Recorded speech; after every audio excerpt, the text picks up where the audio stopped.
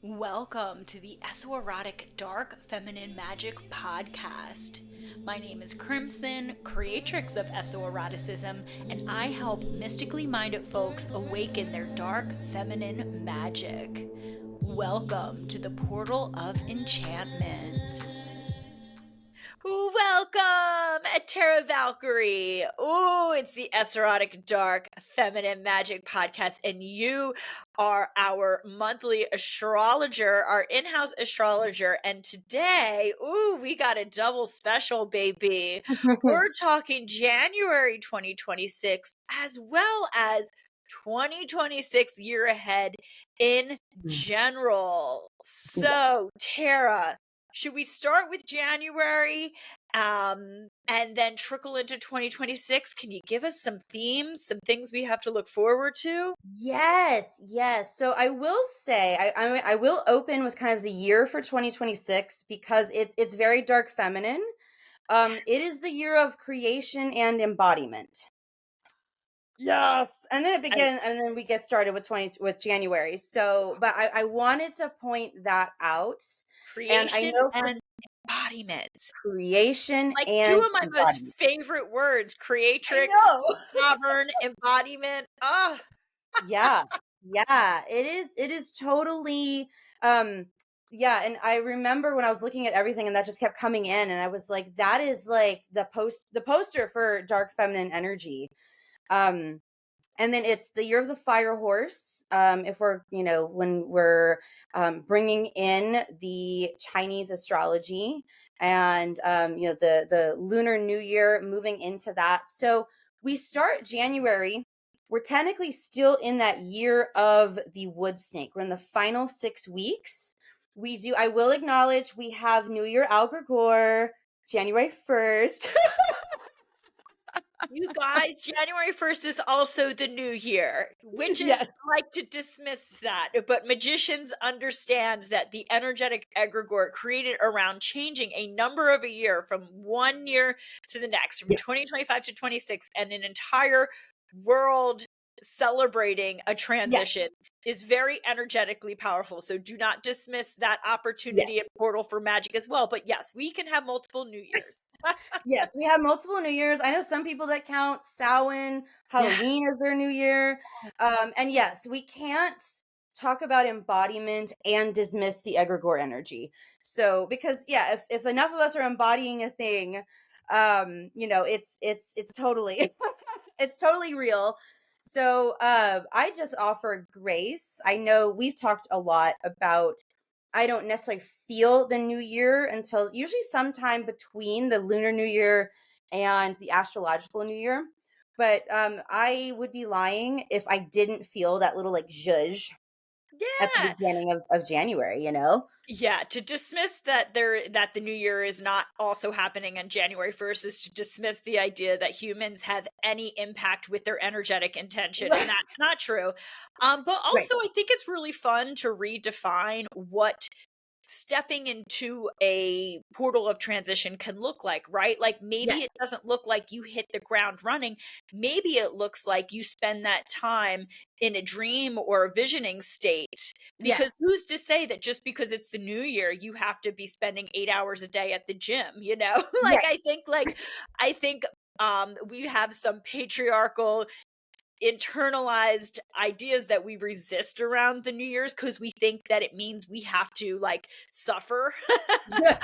Yes, you must suffer. Renewed suffering.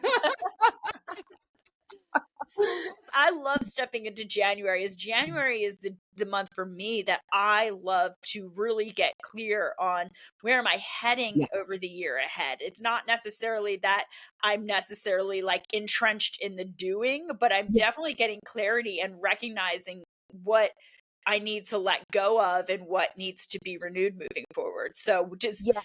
is the January astrology supporting this at all for us? It does. So the analogy I think of, I was on a flight recently. It was last month, and the pilot came on, and she was like, "Hey, we're gonna be, leaving the gate soon. We are going through our pre-flight checklist."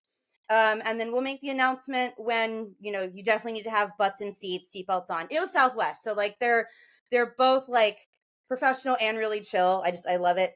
But it made me realize, because we tend to put a lot of pressure on ourselves, especially in January, regardless of whether or not it's our new year. Again, that egregore energy, we're feeling it, and we're feeling a lot of pressure to do a thing. And what made me realize is, like, when we think of a flight, we think of, oh, it's taking off, it's going. But this pilot comes on and she's like, we got to do our checklist first to make sure we have all of our shit together before we go hurtling through the sky. And that's really the energy of January. You go through your checklist before you go hurling through the sky. Like, everyone's trip through the sky is going to be great this year. There's a lot of really cool, fresh energy coming in.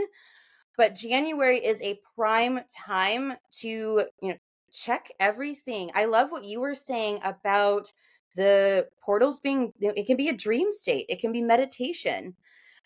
We have, with January specifically, there is this infusion of Capricorn, Aquarius, and Aries energy. So that's a lot. But what it comes down to is we are laying foundations for long-term structure, long-term commitment, long-term intention. And there was a quote, I forget where I saw it on the internet. So if you remember it, please jump in the comments, be like, so and so said that. It was one of the, Abraham Lincoln, yeah, Martin Luther King. Albert Einstein, Abraham Lincoln were talking. It was we're seeing a fusion of divine feminine values with divine masculine direction. Ooh. Yeah, which I was like, ooh, cool. And the emphasis is, and you cannot have direction without value. Like, you cannot have sustainable direction in any sense. It doesn't have to be linear, but you cannot have it be sustainable without it being in integrity. And so there's this big emphasis, and the transit that really supports this. So one, we've got the full moon in Cancer, starts things off on January 3rd. And then we have Venus and Mars making a conjunction. That just means they're coming together in the sky on January 7th. Kissing. They're kissing. They're kissing. So we've they're like making out, you guys. Yeah, so we've got Cancer and Capricorn that starts things off. And what I love about high vibe Cancer and Capricorn is, we can kind of sometimes dismiss them as like, oh, they're the granny and papa of the zodiac. They're the traditionalists. But really, they're like, hey, before you set out on this journey, like, be sure your foundations are strong. Know who you are, know where you came from. Know your roots so you can find your wings. Yeah, yeah. I Yeah. mean, that is, it's like practical, and sometimes we don't want the practical things. How I boring. know. But yes, you absolutely cannot evolve or grow and expand without having a sense of rooting. Yes, yes. And so, with the astrological transits, I'm just kind of like glancing at the list of we got this full moon in Cancer, and then we've got that conjunction of Venus and Mars in Capricorn, but then right after that, Venus enters Aquarius. And then we have a couple asteroids enter Aquarius. Later on, Mercury enters Aquarius. So it's like we start out the month with this: check your foundations, check your roots. What is your value system? And another way I like to look at Cancer and Capricorn is that's also, divine feminine, divine masculine. And it's not it's not that Capricorn is only divine masculine or Cancer is only divine feminine, but it is looking at those higher vibrations of your foundations, your integrity, your values. And then we move into Aquarius energy. That starts to be peppered in.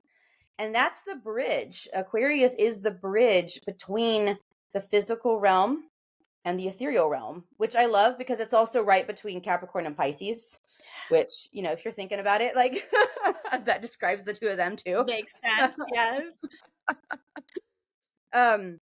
So, we have this, and then the big thing that you've probably heard astrologers talking about is then we have Neptune entering Aries for Ah, realsies on January 26th. that's And happening at the end of January. Okay. yes, yes, at the end of January.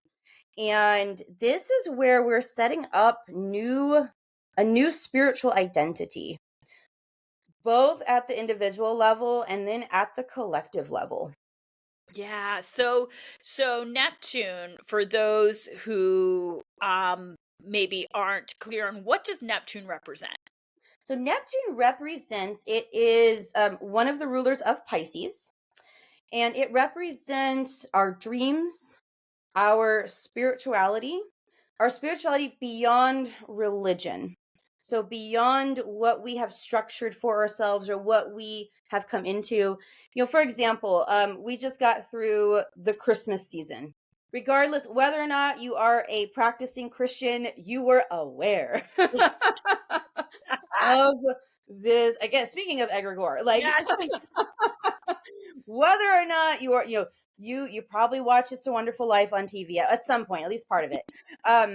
There's so much collective energy infused in that. That is also there's an aspect of it that has moved beyond just what the strict practicing religion is. Um, so it is generally, this time is generally seen as a time of goodwill, of charity. Ideally, I know we're dealing with a lot of other stuff in the world, but at its core it's a time of coming back to ourselves and coming back to our communities. So Neptune takes those feelings, but it expands it beyond. It connects us with the cosmos. The lower vibe stereotype of Neptune is that it is the planet of illusion. It does rule things like addiction, escapism, things like that. But in its higher expression, it is about reaching beyond what we know and reaching into that potential. Which totally explains spirituality. Exactly. Totally makes sense, like, on why you would associate it with, like, a dreaminess or Yes. like a, yes, like a liminal type of visioning type of space. Yes. Liminal spaces. If I had to really distill down Neptune, I would say it is truth without logic. Oh, I love that. Yeah. Okay. Yeah. Okay. Yeah. Okay. And so we understand what Neptune is. And Neptune has been in Pisces for how long now? It has For been in a Pisces hot for minute. 14, yeah, a hot minute, 14 years. Neptune 14 spends years. 14 years in a sign. And so we can think, and it has been, and we know Pisces is all about, like, again, Mhm. spirituality. Mhm. It's all about more like, what other words we use to describe, like, in Oneness like with everything, creativity. man. Yeah, it's like art, it's Yeah. intuition, it's mysticism, it Yeah. is, esotericism, all those things. And Yes. that would explain why there is, like, as Neptune's been moving through Pisces, why Mhm. there has been a lot of people just trying to feel out Yes. those things. Yeah, it is. You summed it up so well with it's mysticism. It's the esoteric side of things. And I'm gonna call out some internet astrologers. They're picking on Pisces right now because we're moving Truth. out of Pisces. Neptune's moving out of Pisces. And on the one hand, it's totally natural. We're gonna be sick of Neptune and Aries in 14 years. We're gonna be like, get the fuck out. Like we're ready for Neptune and Taurus, you know? Yes. um, so on the one hand, there was such a heightening of our intuition. The fact that, you started Minx and Muse while Yeah. Neptune was in Pisces, and that was so well received. You created this community around the esoteric arts, around esoeroticism, around embodied intuition, which are all high vibe expressions of Neptune and Pisces. um Even, and it's one of those things too, that one of the medicines of Neptune and Pisces that we've experienced is there was a lot that was dredged up to the surface in our collective that had been buried, that needed healing. And we're still in that. And part of what each sign builds upon the other. So Neptune and Pisces pulled these things to the surface and was like, we got to look at these. And especially the last 2 years, there was a lot of like, wow, there's a lot to address. How do we fix this? Neptune in Aries is now about taking action on what we have learned while Neptune was in Pisces. Ooh, okay. So, Mhm. and something that people may not realize is when we go from Pisces to Aries, it is resetting a full cycle because on the Mhm. astrological wheel, it starts at 0 degrees Aries and it ends at 29 degrees Pisces. And Mhm. because we have planets that are transitioning that 29 degrees Pisces into 0 degrees of Aries, what's Mhm. happening is we are starting a brand new full ass astrological cycle. We're all about Yeah. cycles with the dark feminine. Yes. And when was the last time Neptune was in Aries? It had to, have been. Yeah, so that I'm was, I not mean, asking you to do that math right now. That's so cruel of me to be like, do the math. that was not on the list of questions. Oh my god, no. Look, I'm gonna grab my cap. So 14 times 12. Okay, Yeah. so it's 168 years ago. Oh, okay. So it's been a hot minute since we've been Yeah. in this like this Neptune in Aries energy. And so you're saying that it's gonna, and Aries is for those, we talked about Pisces is all about the mysticism and Mm-hmm. kind of this internal world. It's why it's related to art too, because art Yeah. is a way of like creating from a emotion or a feeling. But Aries is not Pisces. Aries is like, um I wanna do things, I wanna do it now, it's a little Veruca Salty. It's Yes, it is. very it has that very masculine external expression, and, in a way Mm. where it's also it's fire, it's a fire sign, so It's it fire. So it's has very that. quick. Yeah. Yes, yes, and so Yeah. what a shift from Neptune to being in a Oh, right. dreamy being in its home, and it's also its rulership Hmm. being very comfortable. Do we Yes. think Neptune's gonna how does it feel in Aries? Yeah. So, and I will add before I answer that, I will add. So the last time Neptune was in Aries, or was in, shifting from Pisces to Aries was around 18 in the 1850s, Oh, okay.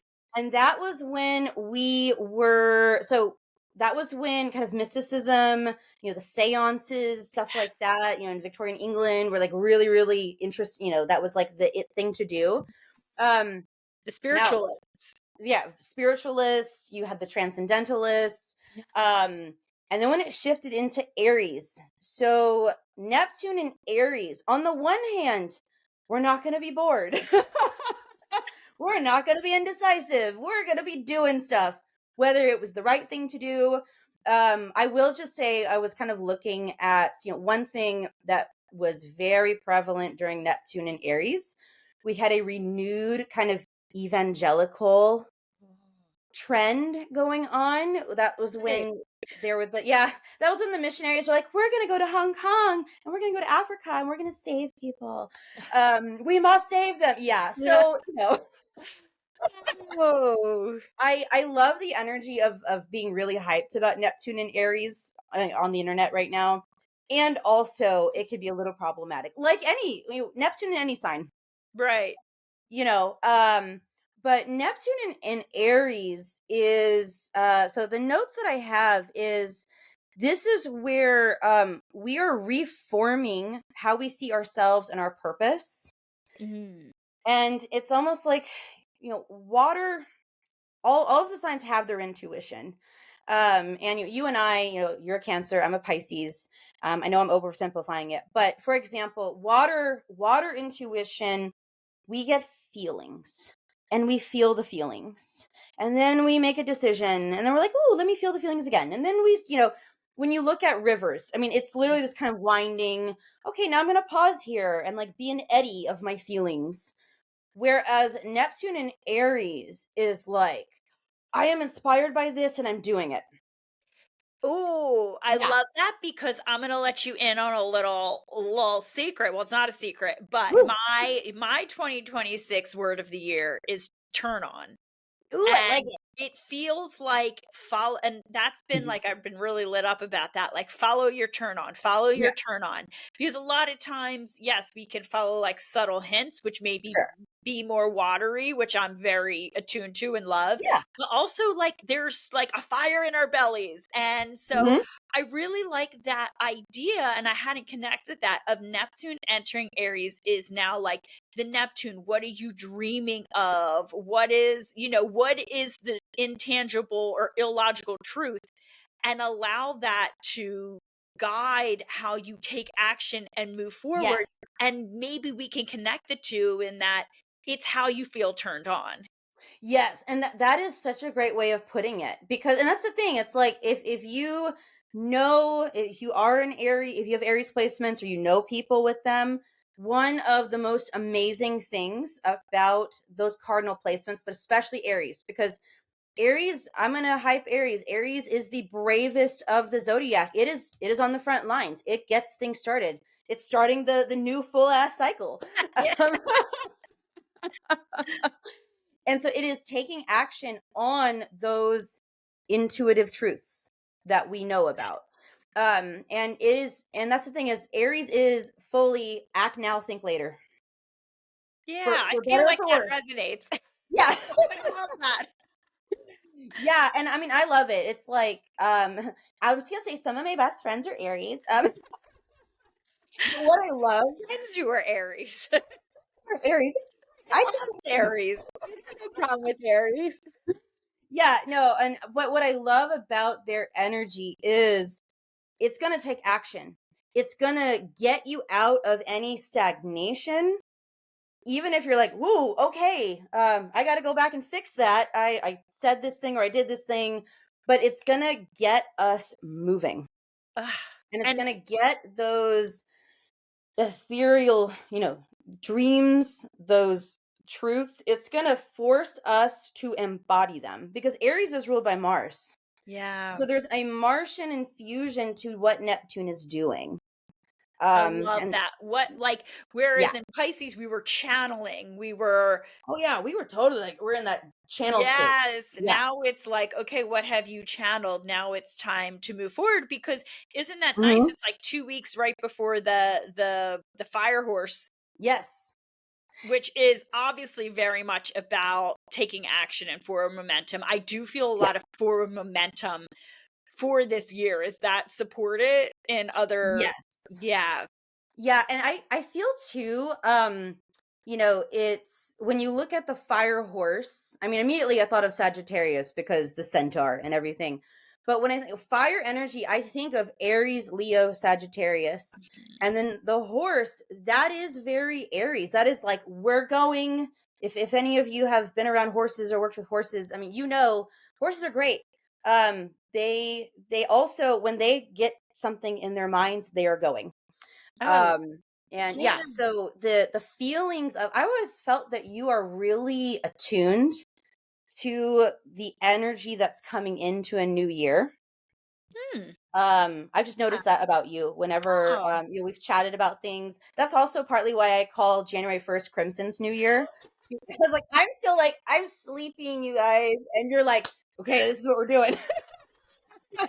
Yes, you know what, 2025, and you were right because we did, in the multiverse, we did a year ahead Hmm. last year. And I mean, you were so right that it was a year of a lot of reflection Yeah. and feeling like, one step forward, two steps back. But it was Yes. so necessary for us Yes. to get to where we are now. If people have not shed anything, whether it's a belief or a Hmm. relationship or a pursuit, it's probably, I'm guessing, for the next 6 weeks before we get into that horse energy, it's going to be shed for us. We're going to be like Yes, I look at this time. I was actually talking with another astrologer about this. I feel like nerd alert. I'm going to talk about snakes for a minute, you guys. Uh, So, snakes, as we know by now, if you didn't know before, you know by now, after 2025, they shed their skin. Yeah. And what's interesting is, so what happens is, they start to grow, and their skin gets tight, and they go into this little period of stasis. They stop eating, they stop doing sneaky things, they kind of just chill. And so, I mean, I've found them before, right before they've shed. And before I knew, I remember as a kid finding them and thinking they were dead. And my dad told me, "Oh no, they're about to shed their skin, so leave them alone, let them do their thing." And it's so analogous to where we are. A lot of us, and there's a lot of preparation for the actual shedding. And then when the actual shedding occurs, it is incredibly fast. I have watched snakes shed. Yeah, and so what I feel, the whole point of this is, I Whole feel point of we're this in. is that if you didn't know, Tara is very feral and like you amaze me with all of your feral wisdom, but go on. Thank you. I love that you use the word amazing and not like, God, you're a nerd. Um, then so I feel like now we're in that final 6 weeks of the wood snake year.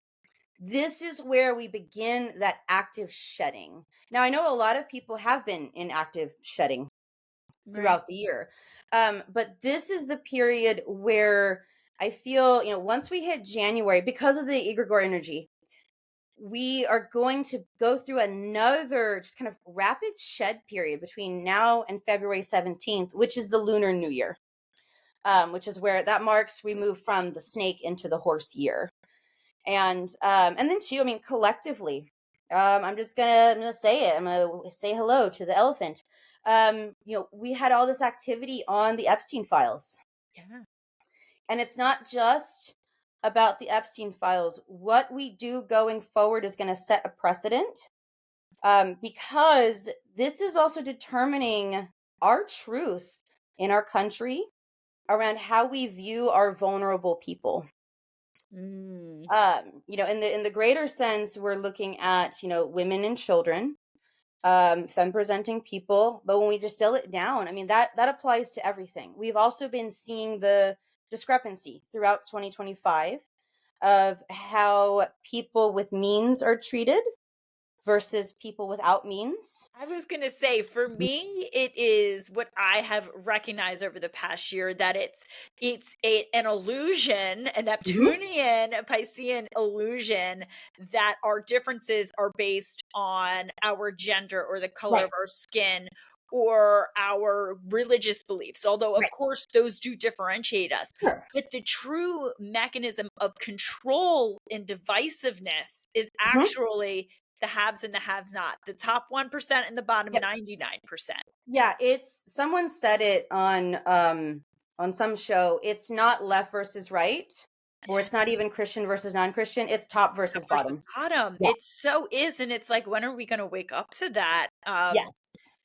Because there's Yeah. so, yeah, okay. I'm going to, Yeah. I know. We can spend a whole hour on that'll be that. another podcast. But yes, and Yeah. you even do see that in the Epstein files that, Mhm. they've been saying like you're not seeing children of rich people being No. abused, the abuse of power is not happening by day laborers, Right. Yeah. like Exactly. It's despite what some people in authority are trying to tell us, like, who the enemy is. It's like, no, yes, no, it's no. like the Yeah. top 1% are in the files and the bottom 90% are the victims. And it's Yeah. like, when are we going to awaken to that? Tara, astrologically, will we awaken to that? Oh. So here's the thing. We do begin that awakening, and that is also part of Aries energy, because we also have Saturn. So Saturn moves into Aries Oh, I heard on this is February 13th. February 13th. Okay, here, this is a big one because we have Saturn conjunct Neptune, That's and February 20th.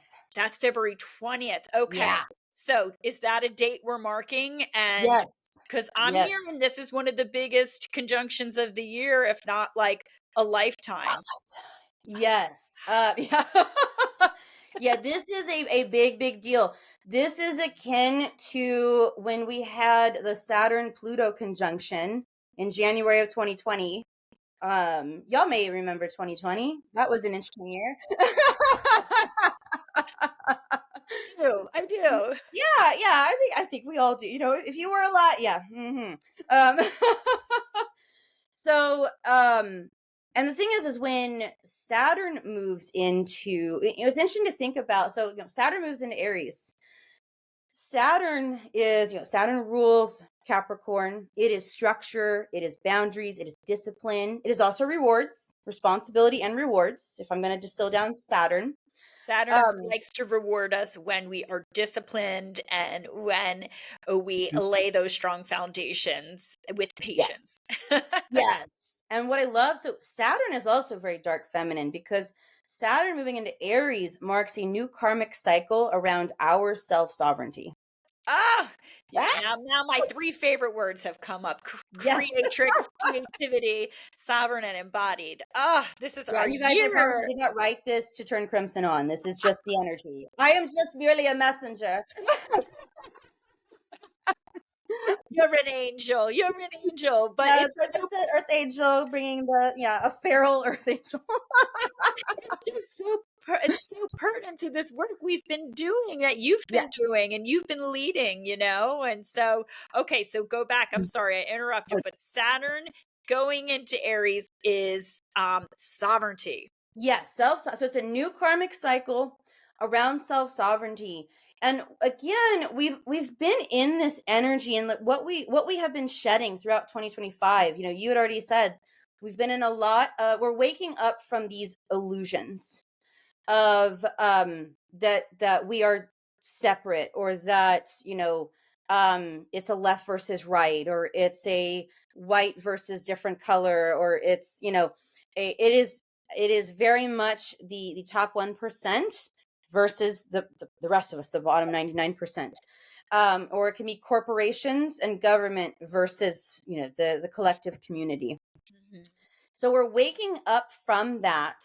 And I will be blunt. 2026, we do wake up from it, and as with any kind of sudden awakening, there's going to be some discomfort.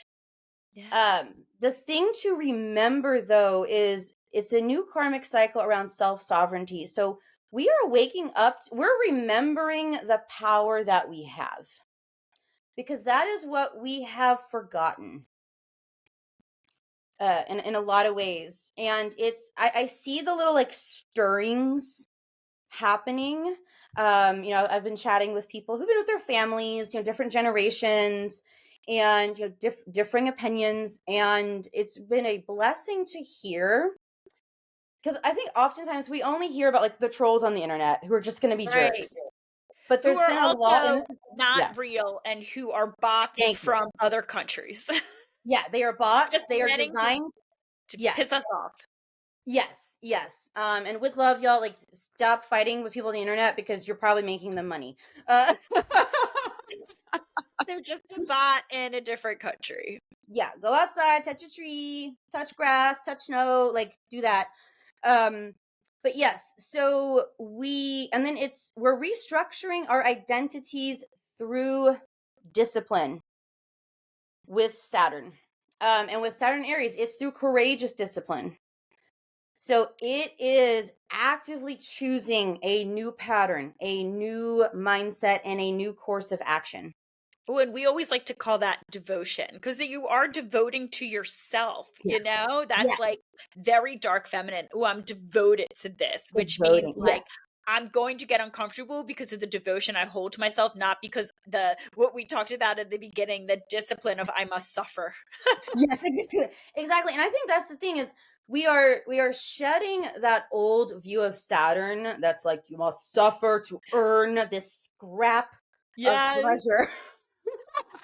So Jim Bro Yes. 19, Yeah. 97, whatever. But like Yes, yes. And I will say, just be aware, the shadow side of Aries is the rise of the Jim Bro. Just the whole like, yeah, we're gonna get shredded and yeah. we're only gonna drink our meals. Which, like, no. There's gonna be a greater emphasis on kind of like re-empowerment of our health, Mm. and like we have to live in our bodies to be Mhm. healthy. Yeah. So what I hope for, like, I also see that yes, there's going to be like the gym bros, but there's also going to be, like, for example, what you are offering with esoeroticism, where you are bringing people back to themselves through this esoerotic movement, and reconnecting them with their sexuality and helping people reclaim ownership of that. Mhm. Yeah. And what I also see too is there's just going to be a lot more. It's going to be like a glow up of the self help, but like not in the cringy way. I'm not talking about like 90s, like, Yes. yeah, I'm not talking about like the 90s, like, Oh. get a thin waist while vacuuming. No, that's a real book, by the way. It's terrifying. Um, I mean, I love vacuuming, but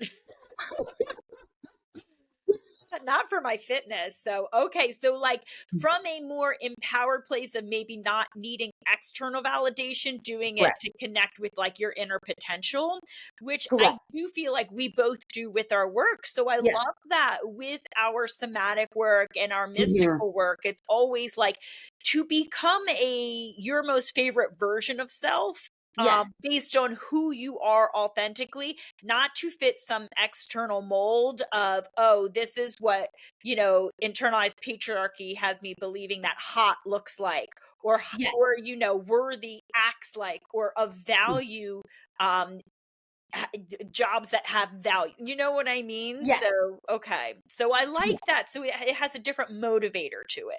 Yes, and it's more about like and there's already been this shift. I was so happy to see this. I was like wandering around um the downtown New Braunfels with my parents.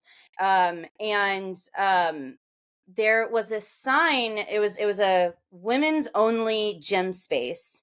And I just like to look at what the advertisements are, and all of them were about getting stronger, not losing weight, Yeah. not being thinner, but it was discover your inner strength. Like, that was the little Yeah. tagline on the thing. It was discover your inner strength.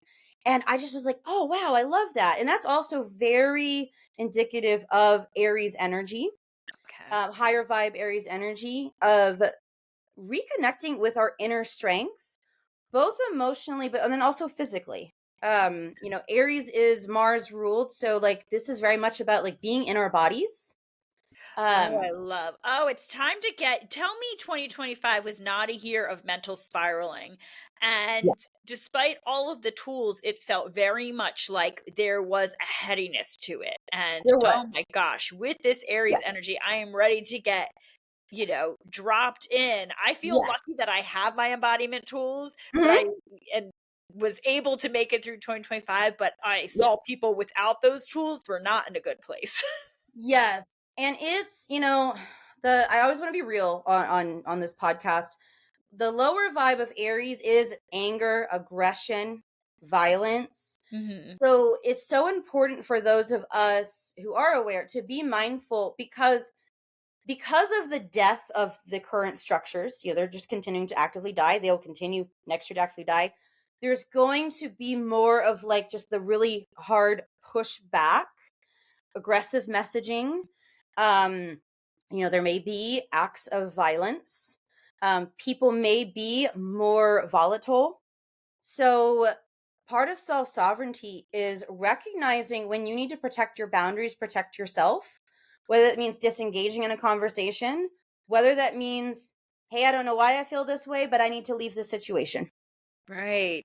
Really connecting with that. And the cool thing about Aries, Aries in intuition versus Pisces. So the cool thing about Pisces is you get all of this information at once. The downside is it gets overwhelming and it's hard to pick through.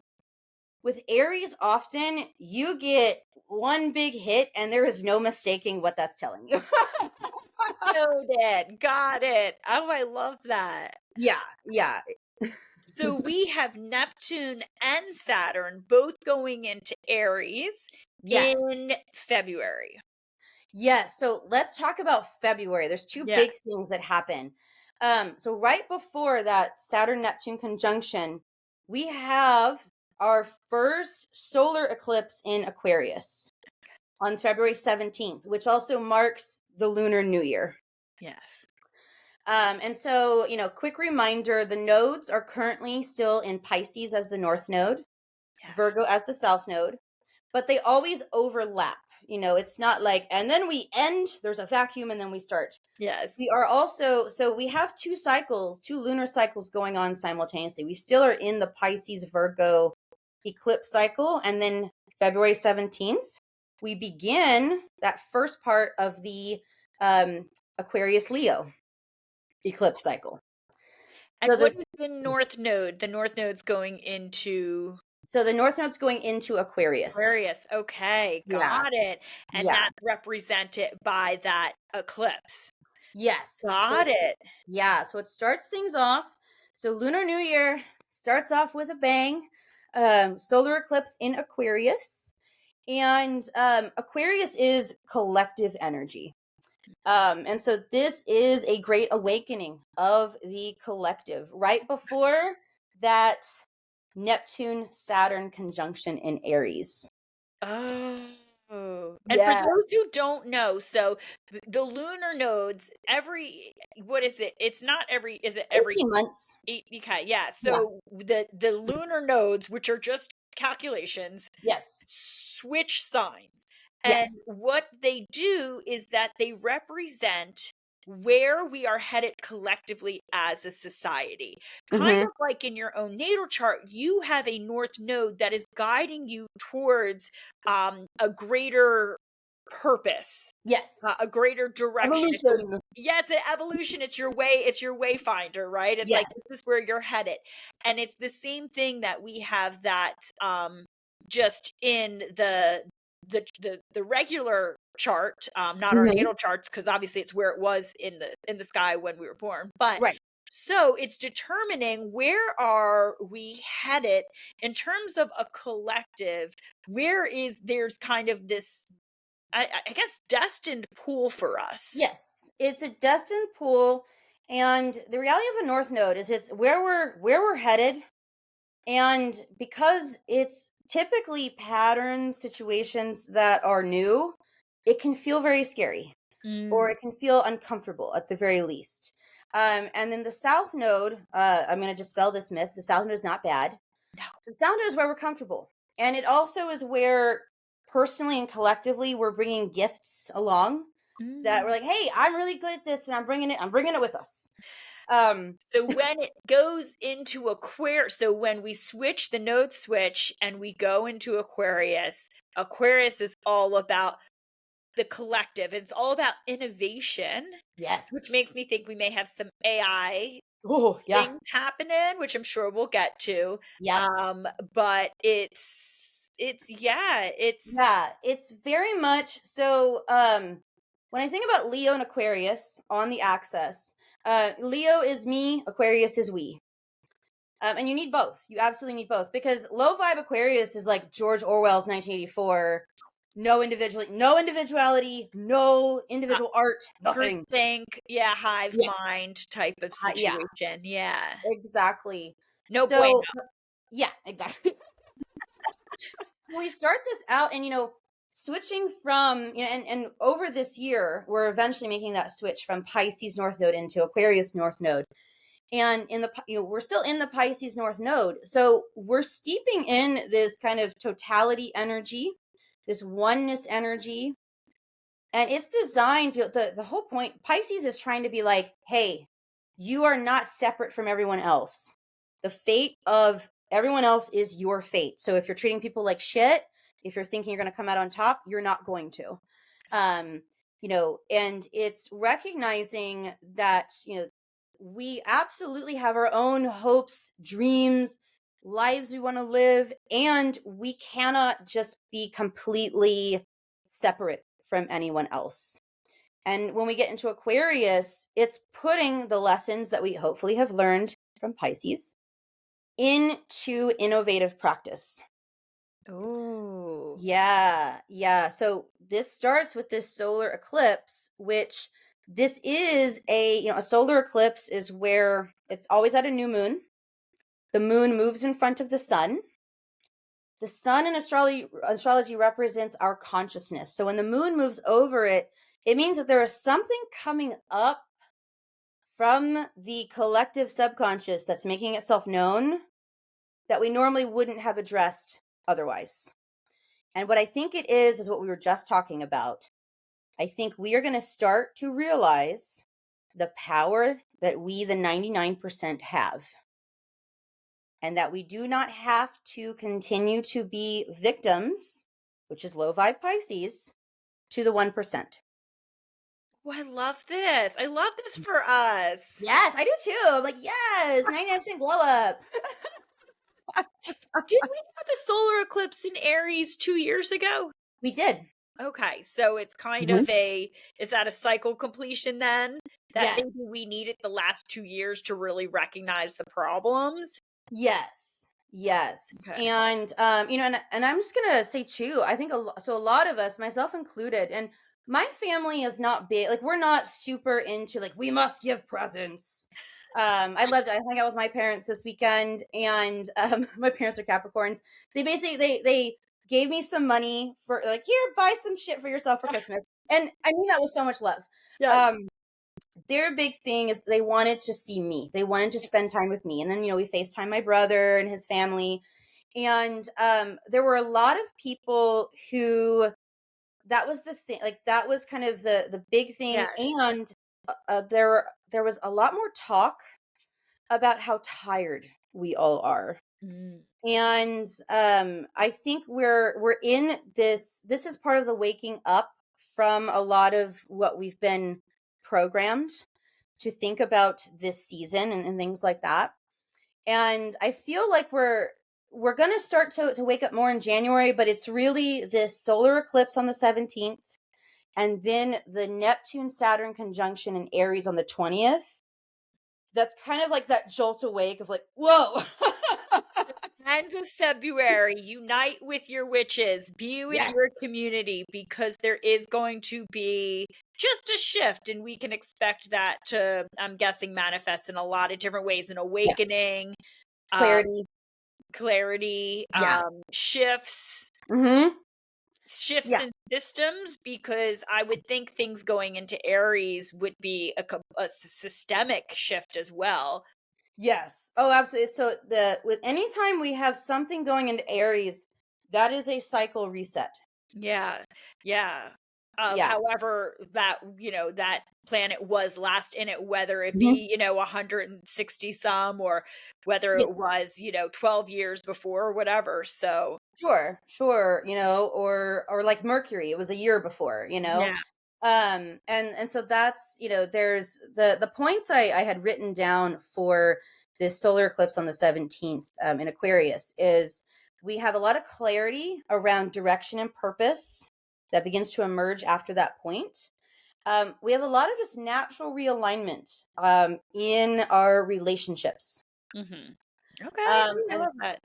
yeah, yeah. And then just kind of a renewed faith in humanity, which, you know, on the one hand, a part of me was like, ooh, that sounds cheesy. On the other hand, I kept getting like, no, write that down. Yeah.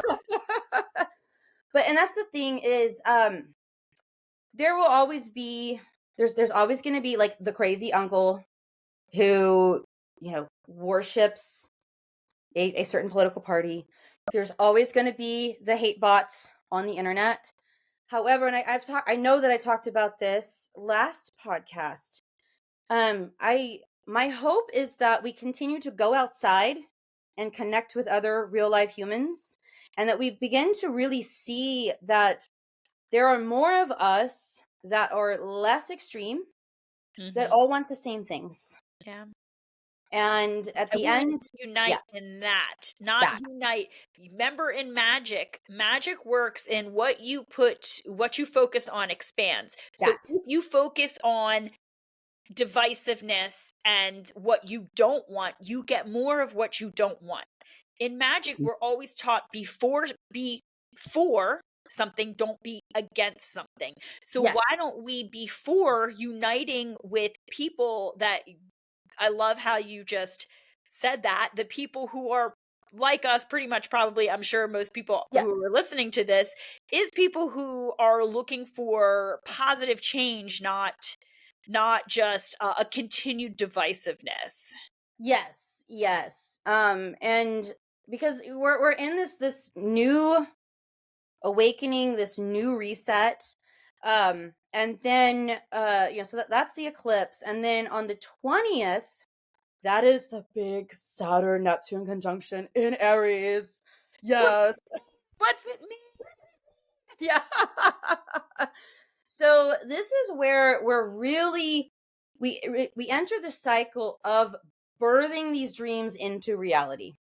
Okay. um and we also start to see a very connecting with this energy, the highest embodiment. We see a clear distinction between fantasy and truth, which, Lord Almighty, we're going to need, because in April, when Uranus goes into Gemini, we're gonna have some AI adventures, y'all.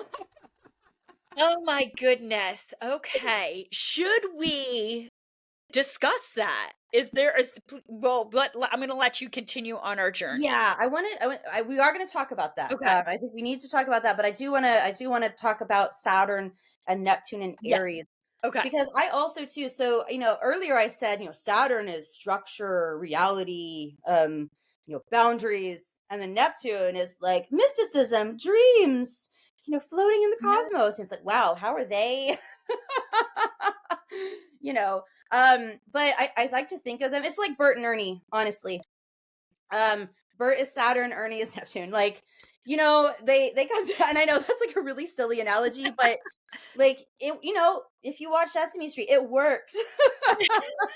And you need both. Like, you need Bert to be like, hey, we can't run with scissors. And you need Ernie to be like, let's make a Christmas tree out of fruit, or like whatever it is he did.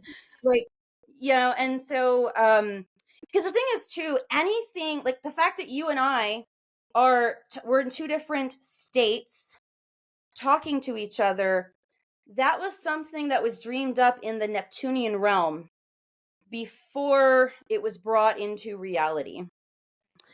And so this is I love this saying. This it comes from the account Planetary Oracle 333 on Instagram. This is a cycle where vision meets responsibility. Mm. Vision meets responsibility. So it's not just, I mean, yes, our individual goals and dreams are great. They're definitely important. But this coming right after the Aquarius solar eclipse, this is kind of showing humanity, hey, we cannot continue to operate with such self-centeredness as Mm. individuals, as countries, Yeah. as communities. Um, the world is tiny, honestly. At the Maybe. end of the day, it is tiny. And we have to figure out a way to honor ourselves and honor the collective good. Uh, that Yeah. that that that that illusion of borders, right? Whether it Yes. be between countries, nationalism not for me, but like Mhm. whether it's nationalism, whether it is ageism, whether it Right. is but like selfishism, Yeah. so the fact that there is no, because we can't just we don't rugged individuality is a lie. We don't exist in vacuums. Right. Anything that we do requires an integration with the world around us, so there is no Yeah. like isolation tank. Right. I like And that awareness can be really, I think, healing. yes, and that's the highest vibration of it, is it is very healing. It's recognizing that we're at the end of the day, the majority of us are working toward the same things. We all want the same things for each other. Why are we fighting? No. Yeah, yeah. And the final thing I'll say about this conjunction, for now is it's embodied spiritual clarity. That's beautiful. Yeah. That's so beautiful. Yeah, and that is, and we're really, and I just want to also point out, don't expect to wake up on February 20th and be like, everything makes sense now. Like, because No. Saturn, it takes um 2.5 years to move through a sign. Neptune's going to be in Aries for 14 years, but there's definitely going to be this energetic shift in how we're feeling this energy. But if anyone who is disconnected from their bodies, they're going to have a harder time with this. So Yo, get your butt to class. Tara teaches mhm. in Austin at at Nocturna. I teach here in Holly Ridge in North Carolina. We Yes. both teach virtually to anyone anywhere in the world, or find yourself a way to root in and to be embodied, to do your somatics. Yes. Yes. Yes. It's so important because we hit February, and then and that, of course, the 17th starts the year of the fire horse. So we're hanging on to that mane. Oh, let's go, Daddy. Yes. Yeah, yeah. And so then we move into March. We do have a lunar eclipse in Virgo. And that main thing for that is we're continuing that shedding. The vision I have is like we jump on the fire horse and we're going, and then like old stuff is still flying off of us. Whoa, yeah, I like that. I like that visual. Yeah. But the big thing is a lunar eclipse is big release. And Virgo also deals with embodiment. I think of this eclipse as further emotional clarity. Okay. Yeah. Yeah. And because we're also still in that Pisces Virgo cycle. And the biggest thing to watch out for is, and I think this happens all the time for us about March, is we're in the January egregore energy. We're like, okay, new year, new me. And then about March, we hit some kind of wall. Some kind, whether it's a manifestation wall, whether it's just we're getting frustrated. And so this is a time to pause and just let there be continued release. I could also see it as a time where, because we all of a sudden get this urge of forward momentum, that we get impulsive and Yes. potentially pursue things that are not in natural alignment to us. So it's Yep. that pause is really important to make sure, am I following my turn on, or am I following conventions? Am I following external validations or programs? So I like that as Yes. a reminder for March. Okay. Yeah, yeah. And I love you reminding us about the turn on, because Yeah. and that's the thing with Aries energy. We've got a lot of Aries energy this year. The higher vibe is, I'm following what turns me on. The lower vibe is that pisses me off and I'm gonna fuck it up. Or I just have to do something. Yeah. We're still gonna need rest, recharge, reflection. We're still gonna have the Mercury retrogrades and the natural built-in reflection times. Um, and then what I love too is the lunar eclipse in Virgo. Virgo also deals with a lot of sacred devotion to self Yeah. and releasing the belief that love must be earned. We are inherently worthy. Got it. You're inherently worthy. Inherently worthy. So yeah, yeah. And it's closing out cycles around unhealthy sacrifice, Yeah. unhealthy compromise, just the over giving. Right. Earth energies are always inviting us, whether it's Virgo, Taurus, or Capricorn. That's always, hey, check your boundaries. How they doing? Um, Yeah. I like that. So now the Uranus and Gemini. Talk Let's about talk about that. Uranus now. We're gonna talk about Uranus, guys. So April 25th, 2026. That's another big, write that down, put that in your Okay. phone. April 25th, 2026, Uranus enters Gemini. For realsies. I know it kind of dipped in this past summer, then it Yeah. went back into Taurus. It's going to be in Gemini for the next 7 years. Okay, From that and so Uranus is all about unexpected change, Yep. expect the unexpected. It's about unconventionality, doing things differently, being Yes. unique. Yes. And then Gemini. Yeah. So Gemini is mutable air.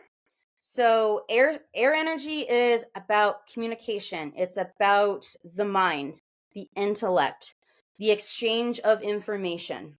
It also is in the realm of technology. So it is Uranus into Gemini is upheaval, abrupt change, innovation regarding technology, regarding communication systems. Yeah, yeah. And so I know there's a lot of discussion that's been going on around AI, and there's a lot to figure out. Hmm. Um, I think of AI, I look back to, I remember when we first discovered like uranium and phosphorus in the Industrial Revolution, and like we knew just enough to be dangerous with it. Yes. So, and we were like painting ourselves with this uranium. Yeah, and then it was a huge problem. What? So I'm just gonna address the reality of it. We are going through that with AI. Obviously we're seeing the environmental impact of AI. Um, AI absolutely can be made environmentally more sound, safer, more sustainable. Just we have to walk some things back. It will take longer to have these data centers up and running. Now, we've met humans before. We know how humans feel about slowing down and walking something back. So, we're having to address like, okay, hey, we didn't handle this well starting out. We're going to be faced with that side of things as well. We're going to be addressed with, okay, how do we realign with integrity going forward? And will this be internally as well? Maybe like Mhm. how we reconcile with AI and how Yes. we personally, because I feel like I go back and forth on that. Mhm. And, obviously the environmental implication is Yeah. terrible. Obviously, the slop that it produces is stupid. And, Yes. if I have to, I can look at your shit and I can tell if you used AI to write it. Stop Yes. making AI write your shit. It's Yes. awful. It's not Yeah. this. It's Mhm. this. It's not that. Like there is a Mhm. tone to AI, and it's driving me crazy whenever I read it. Oh my God. Yes. Yes. But I do see like we can't just can't throw the baby out with the bathwater. I guess. Like Right. I do think there is some really great ways to work with AI. Probably not as like your best friend and lover, which I'm hearing that is Yeah. happening. Or maybe Yes. your therapist, but but maybe it's us reconciling, beyond the puppet masters of it all and the finances and all of the 1% of it, but our individual relationships with it and how potentially we can use it in an empowered way. Yes, yes, because there's like with any tool. I mean, I remember reading about you can get online and you can read these newspaper articles talking about how evil electricity is and Yeah, like how right, how it is the bane of society and it's going to cause the downfall. And so it's so fascinating to look at that because like obviously hello the whole reason that we are doing this right now is right. you know You can't, yeah, the yeah progress is gonna progress, but it's up to us to, like, right not let it rule us and not let it also devastate us because, yes creating something that then creates our own economic downfall is a problem. right. Is this where the adults come into the room? It's like, "Oh shit, we are the adults. How'd this happen?" No, the adults are watching it on Facebook, like puppy videos and whatnot. I'm like, oh my God, the adults are the ones that are not even knowing what they're looking at with AI. It's hilarious. Yes. Anyway, okay, so Yeah, yeah, Uranus in Gemini is going to have an impact on AI and it's going to make us reevaluate our relationship with it in terms of sustainability. right. So AI information, you had said earlier about how like 2025 was very heady. Yeah. Part of why that was Uranus went into Gemini for a couple of months, and I feel like that was when we really ramped up the headiness. And so that's also why the Aries embodiment is going to be so important, because and I know you and I have personally talked about this, about how like you and I can tell the energetic difference, whether it's art or writing done by AI. In fact, I was getting on a friend. She has this app that AI will just send texts to people, and so I was chatting with her. I was checking in with her about something, and just her messages seemed off. Yeah. And I was like, okay. And I intuitively, I was like, this is not a person. It's not like she handed her phone to her mom or anything like that. And I said, hey, have you been hacked? Your messages are really weird. I'm going to block your number and email me. So she emails me and she's like, no, unblock me. I was using this AI app. To text your friends? And Like, I was like, what? what the fuck? Yeah. I was When like, did what? we I just want AI to wash my dishes, to fold Right. my laundry, to Yeah. maintain my lawn, and so I can text my friends. Exactly. I was like, girl, we, Not what we outsource.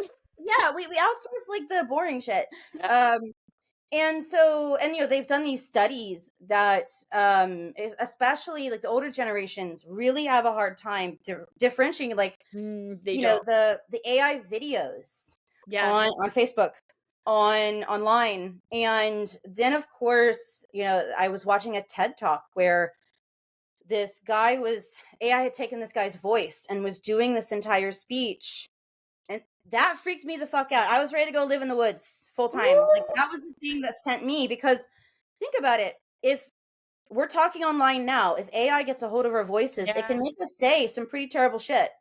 It's like, what can you trust? Right. You know? Right. Yeah. And so it's so important to, Discernment, man, and intuition yeah, that comes from not being in your head. This is yeah, what we've always talked about with intuition and embodiment, because I can tell you, you can hear me talking, right? And right. I can be saying the words, and you could say, well, my logic is telling me that this is her saying these words, right? Whereas your intuition, if you are in your body and you're intuitive, will say, I don't have a logical reasoning for this.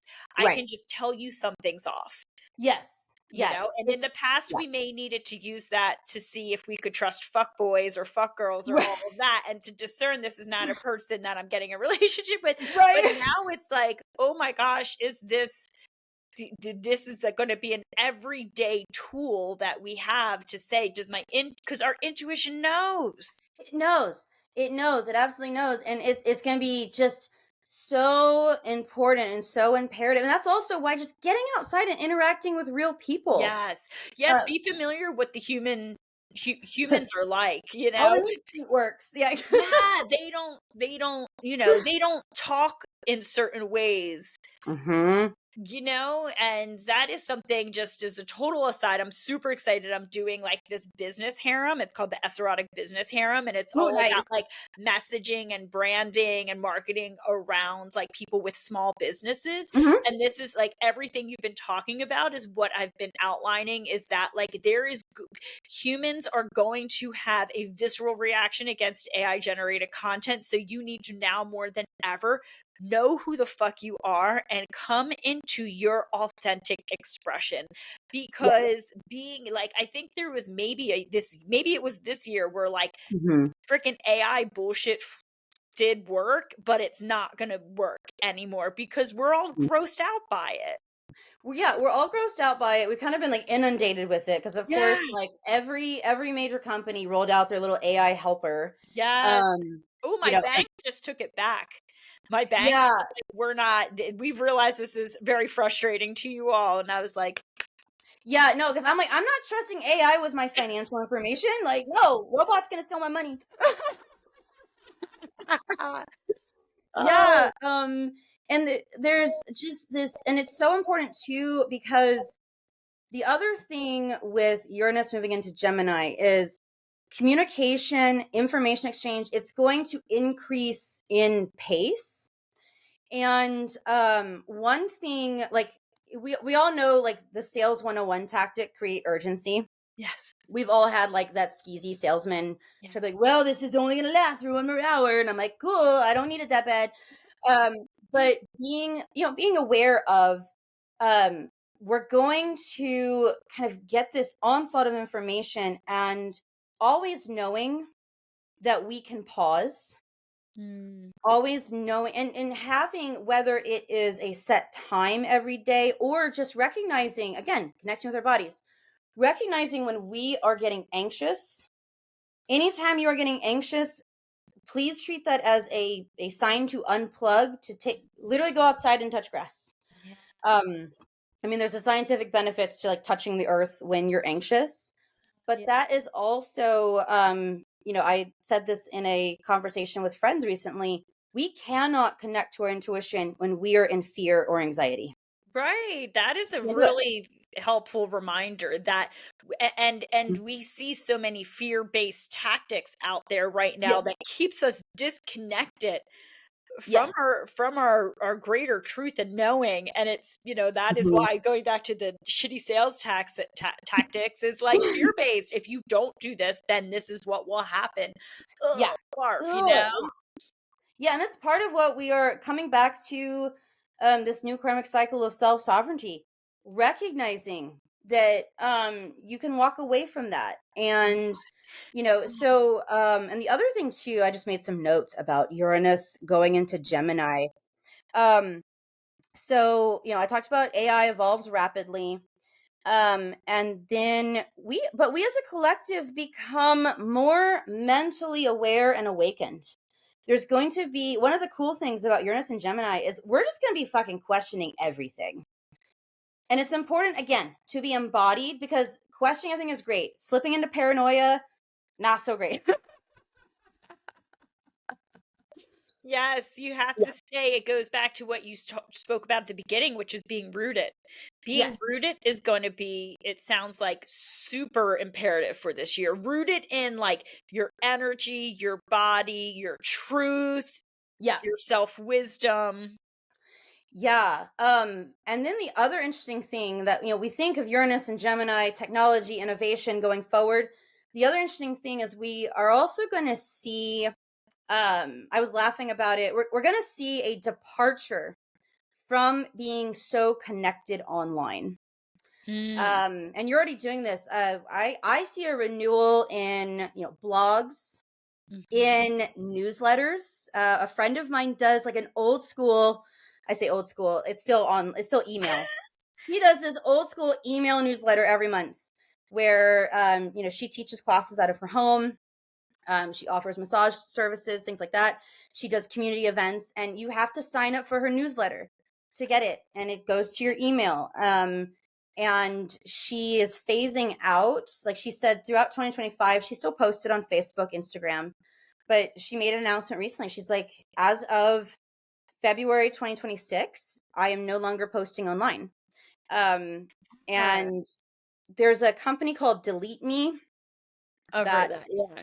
yeah, yeah, and what I've noticed is their services are becoming more affordable and mainstream. Like, it used to be only if you were like in a political sex scandal did you like contact. It's like politicians use it to like wipe, their OnlyFans or whatever. But Which is now I'm keeping seeing, them thriving, by the yeah, way. A thriving right, business yes, directive. yes. But I'm seeing more and more just like normal people who, they're not necessarily trying to hide anything. They're just like, I don't want my shit out there anymore. Yeah, I have. Again, I've been thinking deeply about this as I've been Mhm. developing the programming for, the esoteric, the business harem, which I developed to go along with our esoteric certification this year. There Yeah. are people who do the esoteric certification get the business harem. And it's because, like, I want us to be really in integrity as Yes. we bring our offerings out to the world. And what I've really been reflecting on is that we are in a change of paradigm when it comes Yes. to things like business, even, and how I really perceive that it is smaller and more intimate is what is going to reign, instead of like, oh, I've got 1,000 signups for my thing and we're Yes. going for huge numbers through like huge social media campaigns and all of that. It really is through trust building, through intimacy, and Yes. through engaging long format, like kind of what we're doing here, which is going to be Yes. a long one, y'all, but it is the Yep. full year. And so, but I truly believe that that is the future. And what you see in business is just reflected in humanity, right? Like, Yeah. I don't think people, I think it's the death of the influencer in terms of Yeah. people needing, like, I need 1 million followers, where it's like, oh my gosh, if I'm connected online with 500 people, Mhm. but we have an intimacy and we Yes. have a community connection that's based on, and I always differentiate, there's community and there's audiences. And I Yes. see that community where there is a potential to use your voice, and where there is actually like a connectivity, versus an audience, which to me is more guru culture, right? More Yeah. influencer, tell me what to believe, tell me what to do, I want to be Yes. like you. Right. I see all of that dying away this year, and like this is our shit. So I'm so Yes. excited because I was never into like being the biggest, Mhm. or having like, I've always loved what we're talking about, which is this intimacy like your friend does. I want to have a newsletter where I don't need 25 posts. I just need like your one, so I can really feel like I Mhm. know you. Yes. And that Yes. it's using technology in an authentic way to stay connected, Yeah. versus in a clickbait dopamine hitty way. That's kind of Yes. where I land it. Like, we're Yeah. we are recognizing this is a clickbait, this is a dopamine hit, and it doesn't feel fucking good. It's a waste of my time. Yes. I want to know that this person is real. I want to know that I'm going to be enriched by this information if I'm going to spend time on it. And quite honestly, like, I feel more connected when it has more substance, versus like, oh, this is something that is 1 million people are following and it's trending or whatever, you know? Yes, yes, and it's what you were saying about the guru. So this year is it, if I had to put a tagline on it, it's like you are your own guru. I literally did speaking about Instagram posts, I did my 2026 forecasting, and that was one of Yeah, it. It was, yeah, it's no more gurus telling you, presenting that they have all the answers. It's you yes, being your own, it's finding guides who yes, lead you to your own self-discovery. So that, be your own guru and work with guides who are going to deliver you towards your own self-discovery, not telling yes, you. And we've noticed this in the past. People are like, well, tell me, what do I believe? Tell me what to do. And we've always been yes, so resistant to that like, mhm, this is not like a mhm, brainwashing right here. This is not right, some programming. This is like you finding your inner truth, which is going to be mhm, different from mine. So anyway, finally yeah. I felt it. Yes, yes. And that's also why, there's been like this progressive decline in organize like the attendance of organized religion. Mhm. And it's not that less people are believing in God. It's that there's been a collective shift of people don't want to be told what to believe, Right, or because to be told, hey, you're not allowed to have control over yourself. You're supposed to give up your power to either, this entity, or in really toxic situations, this other human at the pulpit, which is like you. which is all fear-based. If Yeah. you don't, then Yes. XYZ. I have to tell you, I did my first local event here in Holly Oh Ridge in yeah. December. It was amazing, but what was Hmm. so cool is I actually had 2 of the attendees came from cult-like backgrounds, and in fact, Hmm. one of them had literally, like, a couple months before, Oh. escaped from a fundamentalist Christian cult, Mm. where she had to leave behind everything and just walk out, Oh my be goodness. because it was abusive, and, Hmm. towards women, towards children, and all kinds of abuse. And, like, it was so cool because she was like, because I open up the talk, like, I don't tell you what to believe, take what resonates, leave what doesn't. Right. This is a spiritual practice of self-discovery. And she was like, I've never heard that before because I was like born into this cult and this is like blowing my mind. Oh, Like, wow. how cool is that? So that felt Yeah. so symbolic of like what's happening right now, where people are saying, like, I don't want to live in this fear-based control anymore. I Right. recognize that I have sovereignty in how I live Yes. my life and what I believe. Jeez. Yeah, yeah, and that we always have the power. If you don't like where you are, you have the power to change that. And that's one good thing that I see with Uranus entering Gemini and being in Gemini over the next 7 years, because one thing that really resonated with me was kind of recognizing um the when we look at self-sovereignty, um a lot of what people, because I mean, I could sit here and be a little curmudgeon about the fear-based messaging. Ugh. Yeah. But I also recognize I have a lot of privilege. I was raised in a house where I always had food in my belly. Mhm. I always had clothes on my back. And even just that, like that consistency. I had access to, I grew up in a house where it was expected that I was going to go to a 4-year university. I was going to be educated after high school. Yeah. And so just even those things, realizing, there's a lot of people who over the next 7 years are also going to the whole, like what you were talking about with this cult person, who left the cult, realizing, oh wow, I can decide what I believe. It was so cool. Like It was so that, cool. just like that, I'm getting like the good chills with that. And I think there's going to be another thing with this transit is there's going to be innovation in education.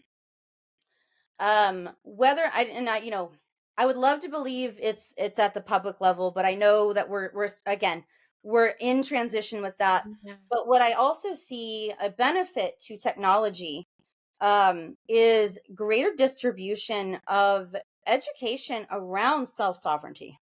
Oh, I love that. That's true because it's in Yeah. Gemini, right? So it'll be Yeah. disseminated and it'll be discussed. Yes. It'll be a topic Yes. of conversation. And so, Yeah, and little things like, for example, our friend who has the habitat out in Austin, and we've been doing these workshops together. And for us, for her and me, like we're feral creatures. We're out in the woods. We're doing whatever, and it's been so beautiful getting feedback from attendees who are like, "I didn't realize that I could just go sit on the ground." Because they've been taught ground is dirty or it's dangerous or whatever. Or I didn't, just little things that I admit I didn't even think about because it's just commonplace.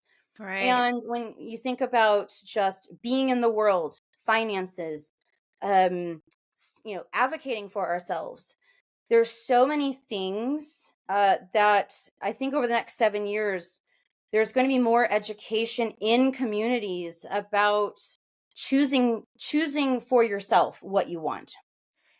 I Yeah. truly believe people are waking up to recognize that they do have so much more power than Yes. they were led to believe, and that Mhm. because you know what? The heroes aren't saving us right now. You know No. what I mean? The people who we Yeah. were always told were the Mhm. ones that were going to save us are not. And Nope. so it's literally, okay, so this is all an illusion.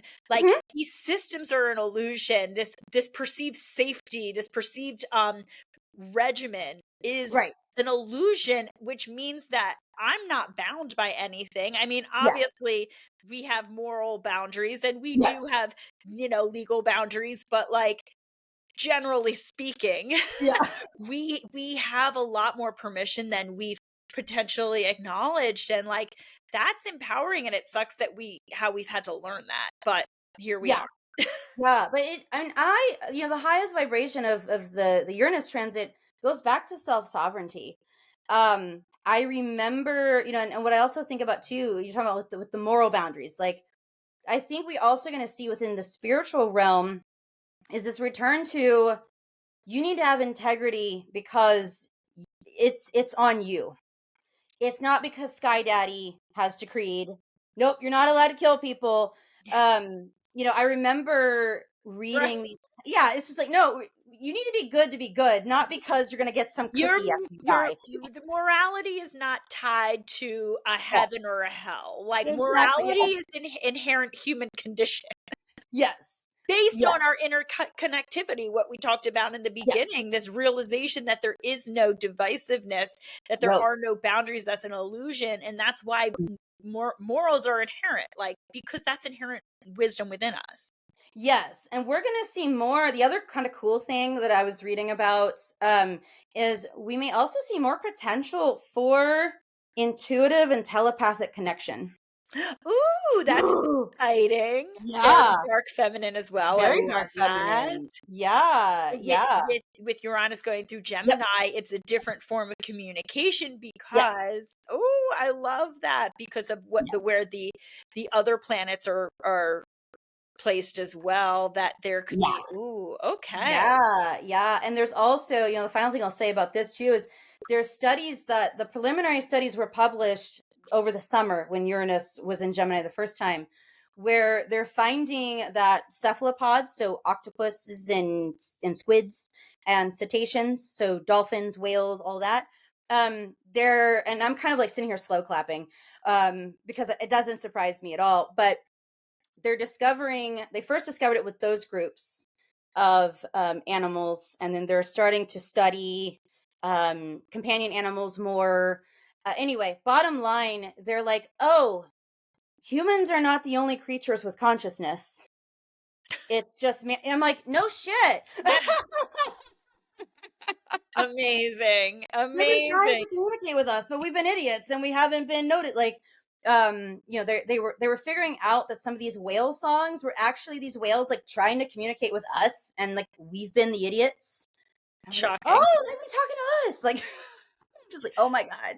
Oh, I love Yeah, this. so that's cool. Like, there's gonna be this heightened connectivity across the board, which is why embodiment is so important.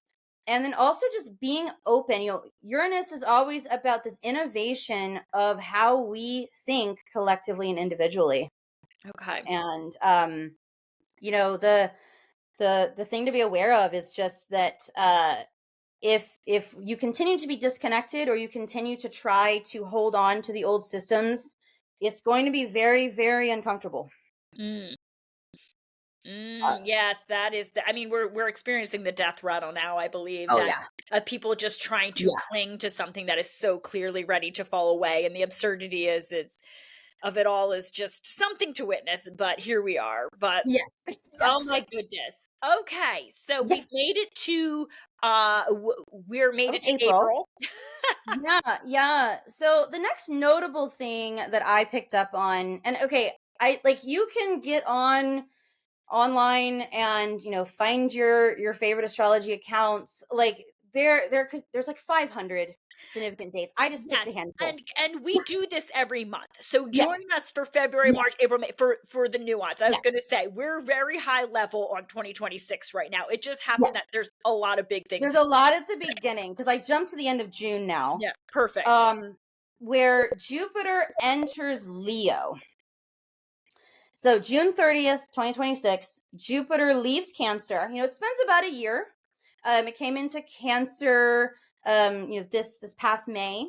And then on June 30th, 2026, Jupiter enters Leo for the first time. And Jupiter, quick review, Jupiter rules Sagittarius. It is the planet of risk. Another way to look at risk is luck and expansion. Jupiter deals with our belief systems, but within the structures of society. So it does have spirituality, it is truth seeking, but Jupiter is literally inside the orbit of Saturn. If you were to look at the solar system, Jupiter is closer to the sun than Saturn is, whereas Neptune is outside the bounds of Saturn. So we tend to look at Jupiter's beliefs. We can have our own internal belief system. That's Jupiter.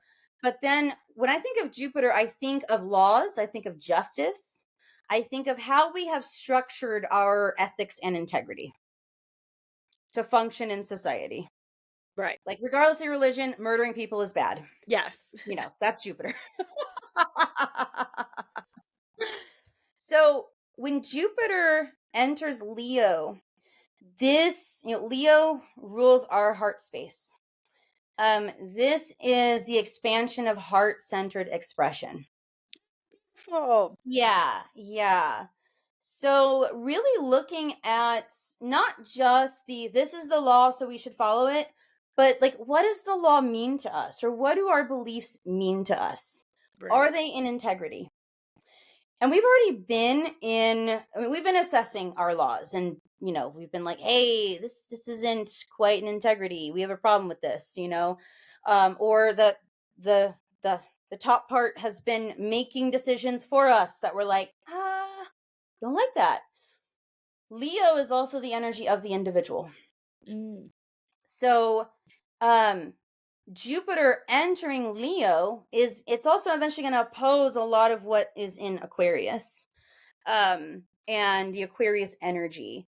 So it's highlighting how our individual experiences influence the collective. Ooh, I love that. Yeah. And how, okay, because we talked about the me versus we, Yep. and we talked about Hmm. how we are moving forward from like a rooted knowingness. And Yes. so it feels like it's all leading to this of that, okay, we will, because I also think of Jupiter as expansion and stepping beyond comfort zones Yep. and like the blessings and fortune that come from that. And it's Yes. almost like when you can lead when you can lead from this expansive stepping outside your comfort zones way, you will be rewarded essentially. Yes.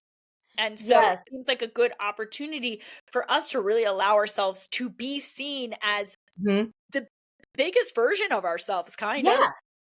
Yeah, absolutely. And you can also look at wherever Leo is in your chart. And that's just like with wherever Cancer is in your chart. Over the past 6 months and then until the end of June, we're having a big expansion of the Cancer area. Now, because again, we're going from a water sign to a fire sign. Jupiter in Cancer, there might have been the expansion may have felt more internal, Mm, meaning more, deeper exploration. I know for me, there was a lot of deep exploration of my feelings, what I wish to express, even if I don't know how to do it yet. Just kind of a lot of playing around with things, yeah. meandering, lots of meandering. Um, and then of course, very traditional Cancer. Like, I did a lot of work on my house, Yes. like, how can I make my house more cozy for me? When it goes into Leo, this is about that fire, that primal, instinctive kind of big expression. And the other thing too is wherever Jupiter is in your natal chart, that's an area where if you're going to take a risk, it more than likely is going to work out in your favor, because Mm, Jupiter's like, bet on yourself, baby. Like, yes. come on, go do it. Oh, You I know. love that. Yeah, and yeah, Jupiter's actually our planet of our grimoire study of the month in the Yes. multiverse. So I know you're gonna we you teach our natal chart Yes. night on Tomorrow night. Monday. Yeah. Yes, on Monday Monday night. Tomorrow nights. night. Yeah, Yeah. so who knows when I'm gonna post this? Probably Yeah. today or tomorrow, but by the time that this is, but anyway, point is, Mhm. if you all are like, how do you, like, you keep saying these things, where is it in your chart? Where Yeah. and if that's not familiar to you, in the multiverse, Tara literally teaches a Yeah. class on, the first class is what's the energy of the month, and then the Mhm. second class is how does that apply to your natal chart, so you'll know Mhm. how to read your natal chart. So Yeah. I just want to, if anyone's listening and like, this sounds like a lot, like, we literally Mhm. have resources for you to be able to do this, Yes. because that's really helpful to know. That Yes. can be a really empowering thing to know about yourself, of like, okay, Yeah. this is where I'm meant to take risks. Exactly. Exactly. And it's really going to hype that heart-led energy. So again, we're doubling down on the embodied energy, the heart-led energy.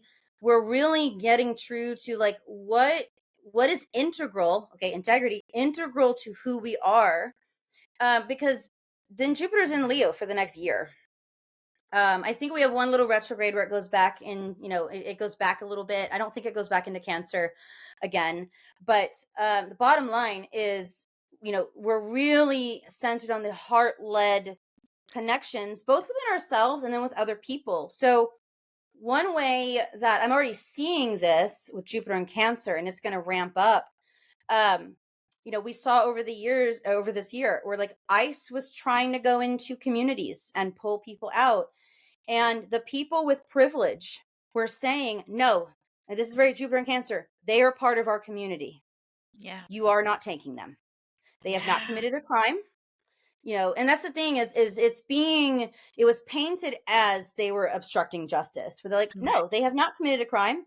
You're There's not you here to find a criminal. You are here to remove people that you have deemed are other. Mhm. And 2026 is really just really centering on there is no other, there is only us. Oh, I love That's Jupiter that, and Leo too. and that goes back to what we were talking about with Uranus and Gemini with the AI talk, which is like AI Yep. can't be heart-led because AI doesn't Yep. have a heart. So, No. this is how you are going to, like, really be able to step out in your humanity is that Yes. is something we need to Mhm. really understand, that when we lead through the heart, what, your friend writing the email, the Yes. newsletter, whatever, that, like, this Mhm. is truly how we differentiate ourselves from, like, the AI, and this Yeah. is where, this is what people crave. Yeah, they do. They do. And the one thing I'll say, going back to the newsletter, part of why she started that was she got so tired of the algorithm, which is also AI based, it's technological based. She got tired of the algorithm determining what was worthy and what wasn't, and people not seeing her posts. And Mhm. she started because she knew that people needed community. And again, it's self-sovereignty. She's like, how can I take back control of this community, or Yeah. getting information, not controlling the community, but controlling, like making sure people that want to see this information get it. What I'm also gonna tie back something else that you said, Yes. which was, "Look, I'm paying attention," which is the Yeah. North Node going into Aquarius, the Yeah. we, and then the fact that Jupiter, and so the South Node is in Leo, but then we have this Jupiter going into Leo. So what Mm. that's telling me is that being heart led from how you operate, but then applying that to community, is Yes. where we're going to find the most success, because Yes. the North Node wants us to be concerned with the we. It is community oriented. Hmm. Leo is the leader. Leo is Yep. about leadership. So if Yep. you are have a leadership position, whether that is within your job or your household, Hmm. whether it is like a, your spiritual group or whatever, but Hmm. leading through being heart led in Yes. community is where I really feel like those two work together, and we're Yes. really being called to this year. Not leading from fear, not Nope. leading from making money, Hmm. not leading from mechanisms of control, but leading from being heart led, in the sense of, Yes. like, this is authentic and I have a care for the greater good. That to me is what's going to be successful in terms of leadership this year, which Yes. means we have a lot of leaders that don't lead from that. And so we're No. being led away from, and that will dissipate. Yes, it will. Because the other awesome thing about Leo energy in general, and then Jupiter and Leo, is Leo reminds us we each have a unique gift Mhm. that the world needs, that only we have in our particular flavor. And then Jupiter's like, let's expand that. Let's see that. Let's celebrate it. Let's get it out there. And Leo too, the highest embodiment of Leo is, Leo's ruled by the sun. And Leo's like, hey, there is light for everybody. Yeah. Like, come on in. Yeah. Um, because also the higher vibration of Leo leadership is recognizing lifting up of others. Like a Yes. good leader is going to lift up others as well. And as Right. you just said, we're not seeing that in a lot of our current leadership. We're seeing the low vibe of Leo, which is, Yeah. it's about me. I need the attention. And the higher vibration of that and the expansion of Leo energy is the hyping of just the everyday person. Mhm. you Yeah, know? because we're all leaders. Like, people say, "Well, I'm Mm. not a leader." No, we're all leaders, and to Yeah. me, leadership is essentially the integrity you show up to in every day. If you're Yes. speaking kindly to someone at the grocery store, if you Mhm. are, helping out a neighbor, if you are, helping someone at work with something, like, these are all, like, we're all leaders, and it's Mhm. essentially how other people see us, like, showing up in Yes. our greatest integrity. Yeah. And so, yeah, I love that. I love that we're Yeah. gonna recognize that this year, and that we're not like, "Well, I Yeah. gotta follow the leader. This guy's Mhm. telling me I gotta believe this and do this, so I gotta do what I'm told." Like, no, it goes Yeah. back to the sovereignty thing. Yes, yes. And part of the growth with this too, because this builds toward the nodal shift into Aquarius, which is end of July. Another thing that we're undoing End that of directly, July. Okay, so perfectly timed, end of June, end of July, that'll start yeah, happening. Ooh, that's great. yeah. So yeah, and one thing that I love that aligns perfectly with the dark feminine is part of the growth. And again, anytime we have growth, we can have discomfort. Part of what we are shedding collectively is, and we're not, it's not that we're going to do it in the month between the end of June and the end of July, but we're going to actively be facing this. We are undergoing this active exhumation and shedding and healing of a lot of the wounds around the feminine. Mm. A lot of us, and this is collective, part of why we feel weird about stepping into the spotlight, stepping into leadership, is for a long time with the feminine presenting, it was dangerous Yeah, to be seen, especially the dark feminine. right. Witches, okay? Like Hello, witch we trials, know yeah. what happened to the witches. Uh, and we've been in this, I think we've been in this collective journey of, we've started to step into leadership more and more, but the more that our power grows, it's like we're reaching down deeper, because also um we're going to continue to see more pushback from the existing regime that's dying, more threats toward the dark feminine, toward the feminine in power, um also toward um even male presenting leaders who are choosing not to perpetuate the rhetoric of the patriarchy. Yeah, the feminine is, and we always say this, the feminine is not, and Mhm. when we talk about that, it's not a biology or it's not a gender, No, it's an energetic quality. it's And spectrum. Yeah. yeah, but Yeah. you do see male presented bodies who are, Mhm. showing up in empathy and showing up in, feminine and energetic ways, or you know Yeah. being met with resistance just as much as anyone else, Yeah. and I think we'll see people in female presenting bodies acting Mhm. like freaking little fuck girls of the patriarchy, little Yeah. lapdogs of the Yeah. patriarchy are gonna also sorry, I Mhm. got a little angry about that, but I believe that, it's not a woman man thing. It's an No. energetic quality, and it's a just like Mhm. we always say, patriarchy is not is not men, so it's like Yeah, no, men it's suffer. food. Yeah, it sold us all a shit story, and it's also going to double. It's going to double down on keeping femme presenting people in their place, and it's going to double down on also threatening masculine presenting people Mm. about, like, because the way patriarchy controls men is, it threatens their masculinity. Oh well, if you deviate from this, you're not really a man. Oh my gosh, but, like, we're recording this in the time where we Mhm. just had both, Jake Paul, is that his Yes. name, and Andrew Tate both got knocked out, like, in Mhm. the same night, they are both leaders of, like, Yes. red pill, Mhm. um, m masculine toxicity content, Yes. and I felt like that was really symbolic of, like, Yes. "Ooh, yeah, in 2026, like, we're knocking out these, like, red pill incels." Yeah, we are. We are. And what I am excited to see, because what I'm starting, it's in kind of its infancy, but what I'm starting to see is this rise of healthy masculine leaders who are doing what we just talked about. They're not trying to be gurus. They're not trying to No. tell young men what to think or who to be. They're trying to be like, "Hey, like connect with yourself. Yes. Oh, Um, there's so much positive, yeah, masculine, yes, mentorship out there. Abso-freaking-lutely, and it's a yes, shame that, like, that they have not been the dominant voice, but also that was the time we were in, so yeah. Yeah, and I do feel that this energy of Neptune and Saturn and Aries is going to, a higher manifestation of that is this healthy expression of masculine energy.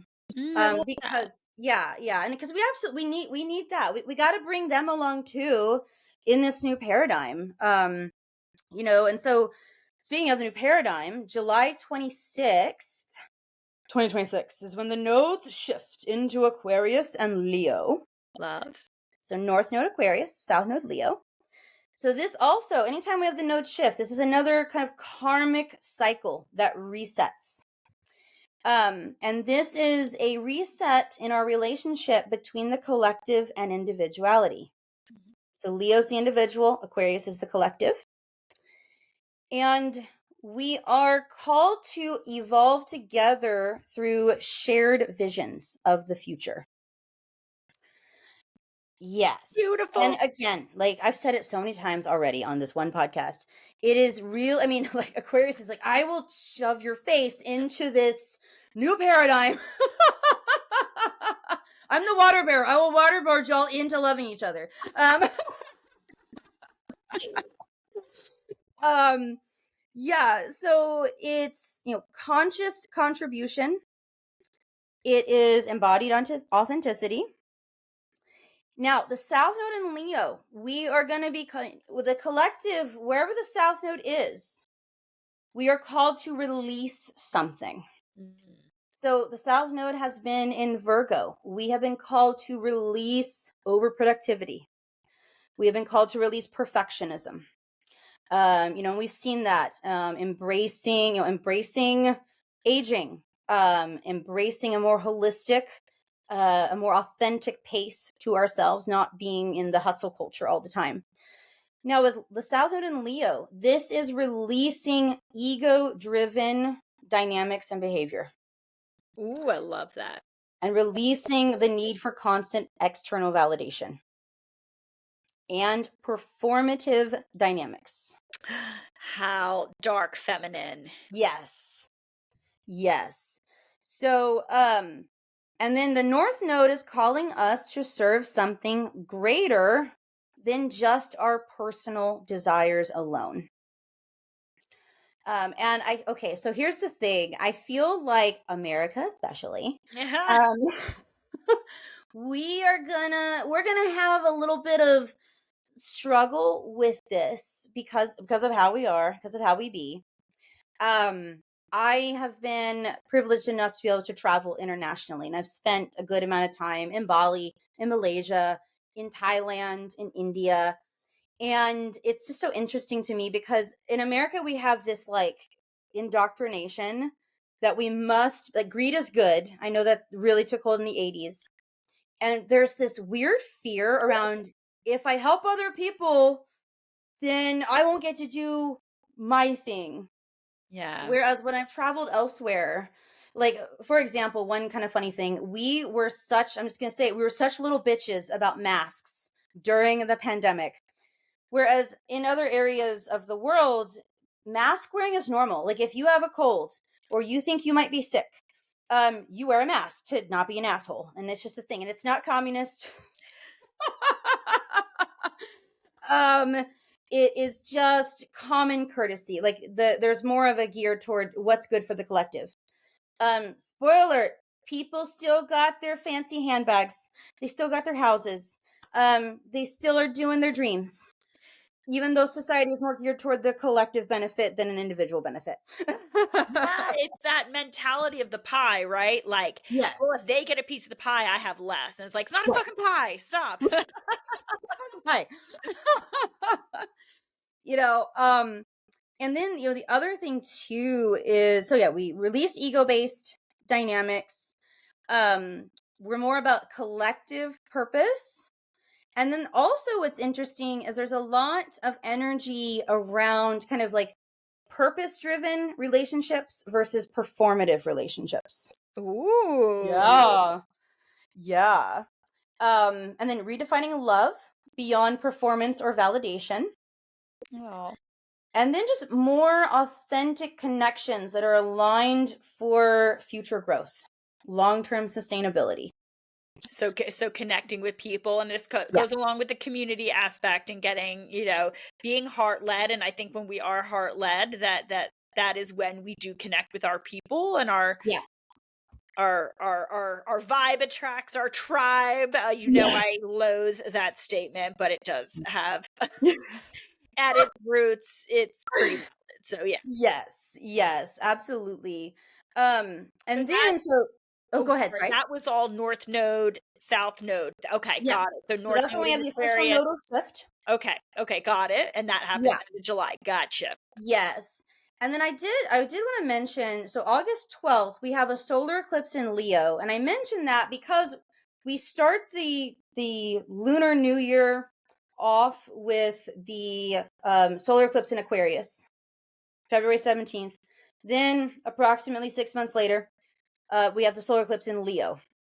So this is where we are beginning this new cycle around leadership. And it's like what you were just saying, Leo is the leader. So more again, this is like another, it's like we're getting this monthly subscription box from the cosmos. Right. And for August, it's like self-sovereignty leadership edition. Yeah. So this is where on the one hand, and this is awesome, and we always just again being embodied, we're going to have this greater sense of confidence in our ability to lead. Okay. So on the one hand, we have to caution there might be a little attempted resurgence in like the gurus and in the like follow me for, whatever. Yes. But we're going to be getting checks throughout the year of like, hey, is this in alignment? Is this authentic? Falling into old patterns. Yeah. But this is a big time of we are releasing the patterns around diminishing ourselves. Ooh, I love it. Yeah. Ooh, I love it. Yeah. And that's like again, it's gonna be uncomfortable at times because of there's been so much in our lineages around diminishment equaling safety. Right. We need to deprogram that. Yeah. So it's an ongoing process. It's not going to happen overnight. But again, that's where our community comes into play. I always think August, you would always do the studio showcase in August. And that's just it's so Leo energy because I love that it was this great safe place for people to take that first. I know a lot of our students that was their first time performing in front of other people. And a lot of them would always say, looking back, like, of course, at first they're terrified. They're like, "Oh my God, why did I do this?" Ah. And of course, they're amazing. They rock the fucking world. And it's then they realize like they needed that safe space. And some go on to perform professionally. I've gotten to share the stage with a lot of them, and it's just wonderful to see that growth. Others are like, "That was awesome. I'm good," and they shine in other ways. Or it's inspired them to do other things. And that is kind of that the collective energy for August is it's like we are taste testing greater confidence in ourselves and playing with it, because Leo's also about play. Yeah, I think a lot of times that there is this misconception that by when you're putting yourself out there and you're allowing Mhm. yourself to be seen and you're using your voice and you're being heard, and again, this is programming, that it's selfish, Right. you know? And Right. and what we really need to shift into is that like, no, that's a gift to yourself and others, and it's not selfish to want to be seen or to someone, there's this whole like, Mhm. oh, everyone just has a podcast, blah blah blah. Right. Like, yeah, we have a podcast because Yeah. we love what we do and we love talking Mhm. about it. And if anyone enjoys listening, hey, shout out anyone still listening almost 2 hours in. We love Right. you. But it's like not about like we're doing this strategically to get like to become like worshipped or something. We're doing this Yes. because we love it and we love talking about it and we love connecting with people who also enjoy this. And this is how we connect with our community. Yeah. And I think we need to shift our mindset that like putting yourself out there is somehow like selfish or even cringe. Like, Yeah. no, by like having an identity and using your voice is not cringe, or it's not like, Mhm. it's not selfish. And in the same way, like we have to remember that it is uncomfortable, and the only way for it to not be uncomfortable is to not think about it more, but to just do it. Like that's been Yes. my experience, that's been your experience. Like Yeah. it can be very uncomfortable to be seen and heard, and then Yes. when the more you do it, the less you freak out each time, and then to Mhm. the point where you're like, "Oh, this feels so natural to me." But Right. that is like, to me, we think that if we need some healing technique or we Mhm. need to think about it more, we need a bigger plan, when really it's like you just need to do it. And Yeah. guess what? No one's gonna People aren't gonna pay attention, or someone's gonna say that I don't really like what you're talking about or whatever. Who the Right. fuck cares? Like, but the Yeah. only way to get to that point of who the fuck cares is to do it so many times and survive to Mhm. realize, oh, I'm not being chased by a tiger right now. Right. Well, that's the thing, is doing it from a place of authenticity, not seeking validation. Validation. That Yeah. part, like, Yeah. because you love it. And that's, I think, a Mhm. lot of times when we start thinking about it, we think start we remove ourselves from our intuitive, like turned on, again Yeah. returning to that, do things that turn you on, not things that strategically. And Yes. that's again what we're Yeah. going to be talking about in the business harem and in like my certifications, is that Mhm. that are starting in February, by the way, astrological certification. But yeah, that it's all going to be led from your turn on, not from some 10-point strategy that AI Yeah. gave you, because Yes. that's not what we're talking about here when we're Right. talking about this Leo energy and allowing yourself to be seen. It Yes. happens when you're authentic and it's uncomfortable, but that's just because it's unfamiliar. Unfamiliar doesn't mean bad. Yes. Yes. And I mean, and that's the thing, is that's part of the challenge, is, part of the embodiment journey is recognizing, oh, this is just discomfort. This is not, Yeah. this is not my spirit's telling me not to do this. It's just like, oh, this is new. And our brain's natural, like, whoa, new. There Yeah. might be a tiger, okay? Yeah, yeah, exactly. Yeah, you're Yeah. like, "Oh, And I love so this." it's so, yeah, I'm really excited for it, because, and I love that you brought it back to the turn on, because I know for me, as a manifesting generator, those of y'all who are into human design, Natty woo, chatty up in here. Nanny Love Chenny. it. One thing I had to struggle with, because I was raised by two Capricorns, and it was very much, you struggle at this thing until it is done. And a hallmark of manifesting generators that I had a lot, I still struggle with it. You are supposed to only chase things that turn you on, and when it no longer turns you on, you stop doing it and you follow the next thing. And that is how you cultivate your abundance. You're just supposed, and I was like, but I was told that that was laziness or Yeah. not sticking something out. I was taught that I'm supposed to be miserable. And I only get to do fun things after I've done the shitty things. And yeah, and so we're all getting even, Devotion yeah. devotion versus discipline. Yes. Oh, I love that. Yeah. So you're going to have opportunities to revisit devotion and turn on throughout the year. And that's a very nice way of saying you're going to hit walls where you're going to be like, okay, but I did all this work here. What do you mean I'm not supposed to do that anymore? It's not that you wasted your time. It's not that you focused on the wrong thing. It's again, like, oh, the turn on has shifted. And so it's just like, okay, in the morning you crave one thing and you eat that thing, and then at lunchtime you crave something else. It's not that your earlier craving was wrong. It's that you're in a different state. And this brings us to the end of August. We have a lunar eclipse in Pisces, which closes out a cycle of emotional illusion. Okay. So that's a lot of releasing of mindsets, beliefs that we have hung on to because maybe they were safe at one time. Mm-hmm. This also, I'm just gonna warn y'all, this also may be where you feel called out And when was around. this? So this is at the end of August, August 28th. Oh, okay. So So this we still have isn't overlap. okay, Even though gotcha. the nodes have shifted into Aquarius and Mhm. Leo, we're still finishing out the Pisces Virgo Got it. eclipse cycle too. Um, Perfect. yeah, because Pisces and Aquarius work together, and that Pisces is, feeling all of our emotions, feeling the collective.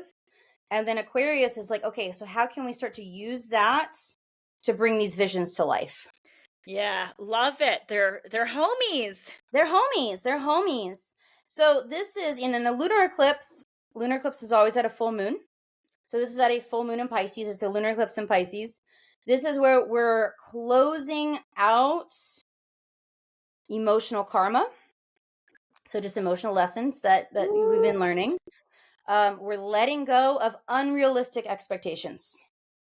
I That love does not mean make your expectations smaller. It means look at what have you held on to that you're like, actually, I never really wanted to do that anyway. Yeah, usually you have that intuition of like, yeah, this has been my ego telling me Right. that I can't step away Yeah. or, that I'm not worthy if I don't succeed in this. Yes. Yes. And then this is also about we're in this process of forming clearer boundaries. Good for us. So that we can Good for embody that. us. Yeah, yeah, exactly. Clearer boundaries.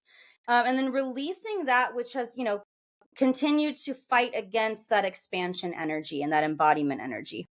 Ah, Yeah, because this sets us up for we're heading into fall, and there's a lot, there's like 20 transits in the fall with personal planets that are about really reconnecting with our values, our authentic values. Again, like we're on the fire horse, and kind of what's flying off of us all through 2026 is societal conditioning, external conditioning around what we should want or should not want. And the final big kind of transit that I will talk about for 2026 is we do have a Venus retrograde in Scorpio and Libra that begins on October 3rd, 2026. Venus, when I think of Venus, I think of value. So self mm, value. How are we valuing ourselves? And Scorpio and Libra. So, Scorpio is very quintessentially dark feminine. yes. Libra is ruled by Venus. Yep. So this is kind of we start to wrap up 2026 with kind of the final lesson plan around the dark feminine creation and embodiment. Mm, I think of like I honestly I think there's this like cheesy kung fu movie from the 80s, and it's where like he's this kid's like learning all these crazy moves, and he's like getting really good, and he feels really awesome, and like that's us, moving through the summer of 2026. We're like, okay, I'm in boot camp, this is hard, but I'm strong, I got this. And then like toward the end it's like, okay, now you have like the boss fight or whatever.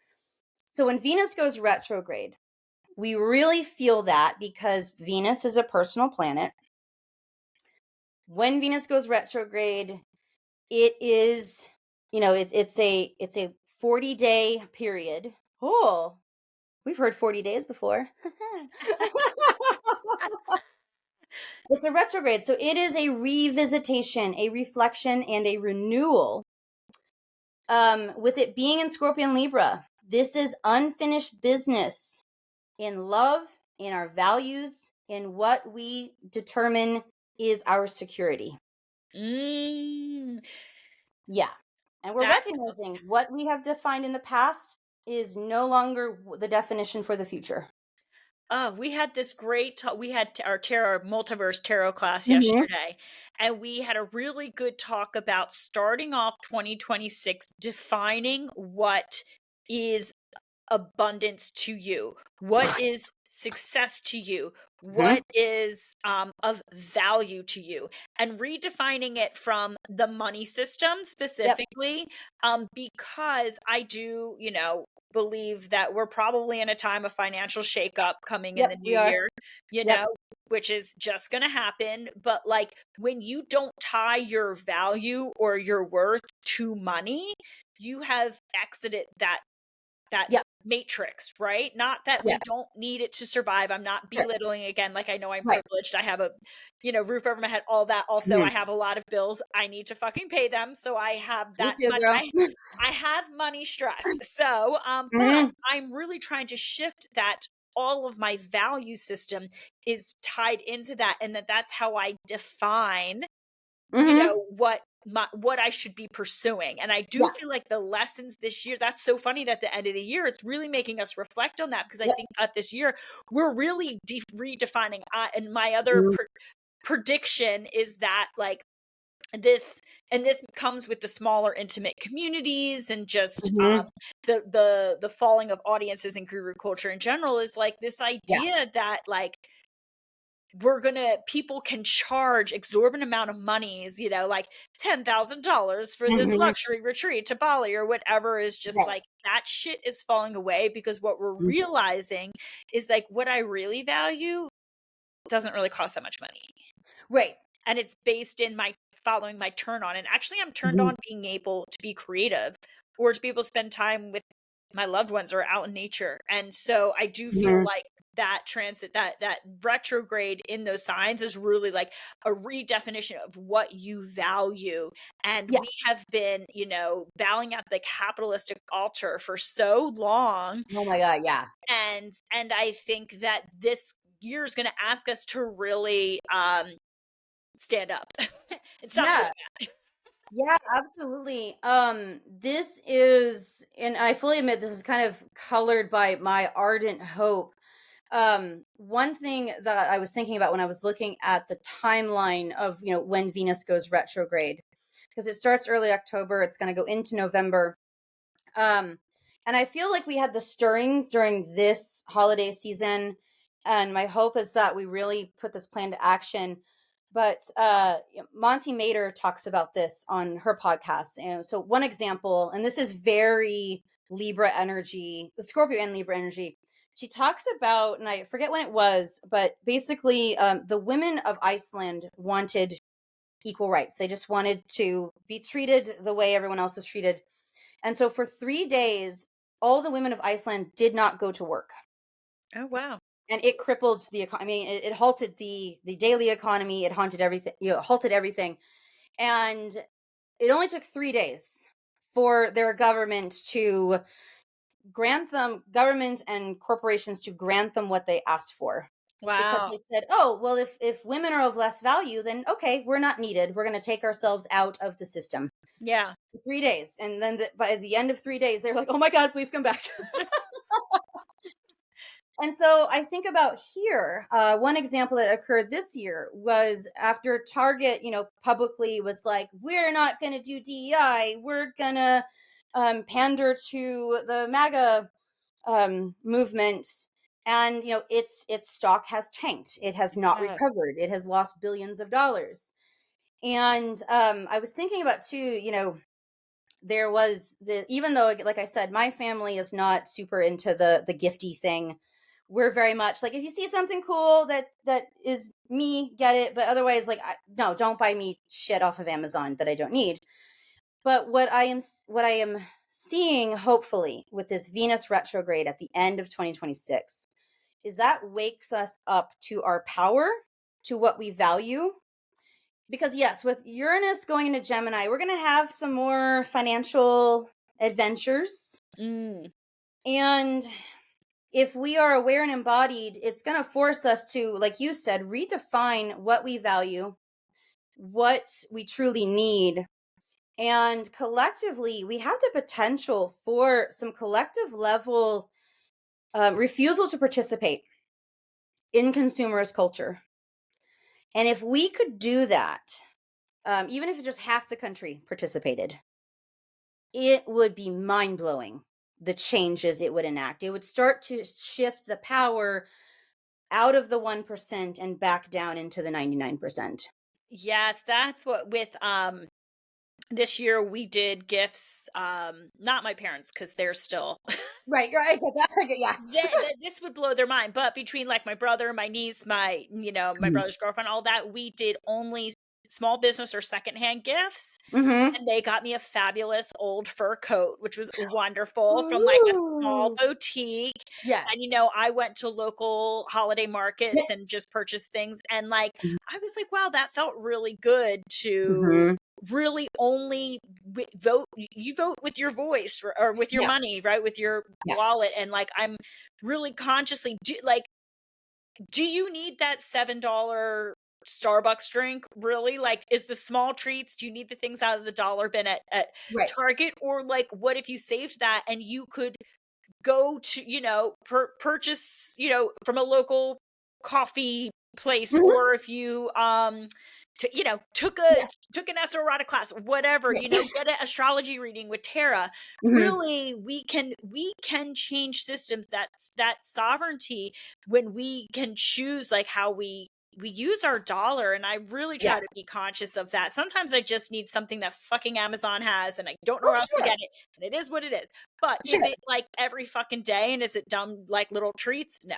Like, Right. And that's the thing. And again, and I know that we have said this so many times, it comes back to nuance. yes, you can't, it's Because not black and white. You can't just be like, "I'll right. never be on social media again," Right, or right, like, or I'll never use Amazon because the other reality, like, a friend of mine was explaining this to me because there was one day I drove all over Houston trying to find a specific type of rhinestone for one of my costumes, and I was, like, feeling good about myself. I was like, yeah. I drove to 8 different at the time, Joann's Fabric and Crafts was still around. I was like, I drove to, like, 8 different Joann's and Michael's stores, and I did not use Amazon, and my friend was like, "Yeah, but you burned this much gas, and this Yeah. is your carbon footprint, and you wasted all this money," and he's like, I'm not saying Amazon is not evil, however, they do have a streamlined system, and, their Nuance. trucks, at least the ones in Houston, run on natural gas, so it's like, you could have and he's like, "I totally get, like, not just, like, blind consumerism," and I was Right. like, "Damn it, I was feeling all self-righteous," because I Yes. wasted 5 hours trying to do this thing, but, yeah, it's the nuance and the awareness. Yes. Doing Um, things with intention, not yeah, out of numbness and not out yeah. of programming. Or Um, anxiety of like, "Oh, yeah, I'm a bad auntie if I don't get each yeah, of my nieces and nephews 10 gifts apiece," or right. yeah, yeah, and so, and for example, I went to, a friend was having a Christmas party, and I stopped in, and this one woman, I just met her, she was so sweet, and she's like, "Oh, I," she had made these little, like, brownie tins, and she didn't have one for me because she didn't know I was coming, which I was like, "That's cool, I don't care." And but she said, she's like, "Oh, I didn't make one, I didn't realize you were coming," and I was like, "No worries, I was last minute." But she said, "Instead, could we get coffee next week? Because I've heard a Oh, lot about you. I would really just like to get to know you." So, yeah, and it was just really cool. And so, yeah, we're gonna have coffee with her next week. And and that don't was go to just Starbucks. Just yeah, exactly. Yeah. We're gonna go to a local coffee shop. But it was just, recognizing part of what we are just actively we've been shedding this, but we're really kind of in the active unlearning boot camp in 2026 that ramps up naturally because we don't have anything else to do October through December of any year. October through December of 2026 is we're just really actively applying that self sovereignty to all of these things that we've been unlearning. ugh, Um, anchoring it in, getting it yes. embodied. Yeah. We talk about all the time with the dark feminine, like, there is no wisdom in information. The Right. wisdom comes from embodiment. And I have a feeling we're going to learn a lot this year. And we're going Yeah. to have successes and we're going to have failures and we're going to make new relationships. We're going to lose relationships. We're going to have to redefine, like, where we what we value in terms of our time and our resources and all of that, and truly, like, who we are Hmm. versus who has society programmed us to be. And Yes. the only way for that to anchor in is by us embodying it and by moving forward. Again, that horse energy, moving forward with this as wisdom, not just as information, because it's just information if we default to the same old, Mhm. same old. And so, Yeah. yeah, wow. Yeah. It's a really dynamic year. Yeah. Um, and it's just the biggest thing is leadership. One thing that was coming to mind when you're talking about this is leadership through turn on. And what I mean by that is all of us are going to be in positions of leadership in some way. Mm, And we all have something to offer, and we yeah. have something to learn from others about our purpose. And that's a big thing about the year is like it's clarity of purpose, and Clarity of then purpose. clarity of purpose, creation and embodiment, and then remembering our power. The final thing I'll say about this Venus retrograde in October, we hear this all the time, money is power, which is why we're always chasing money because we're like, we want power. But remembering, if you have money now, you have power.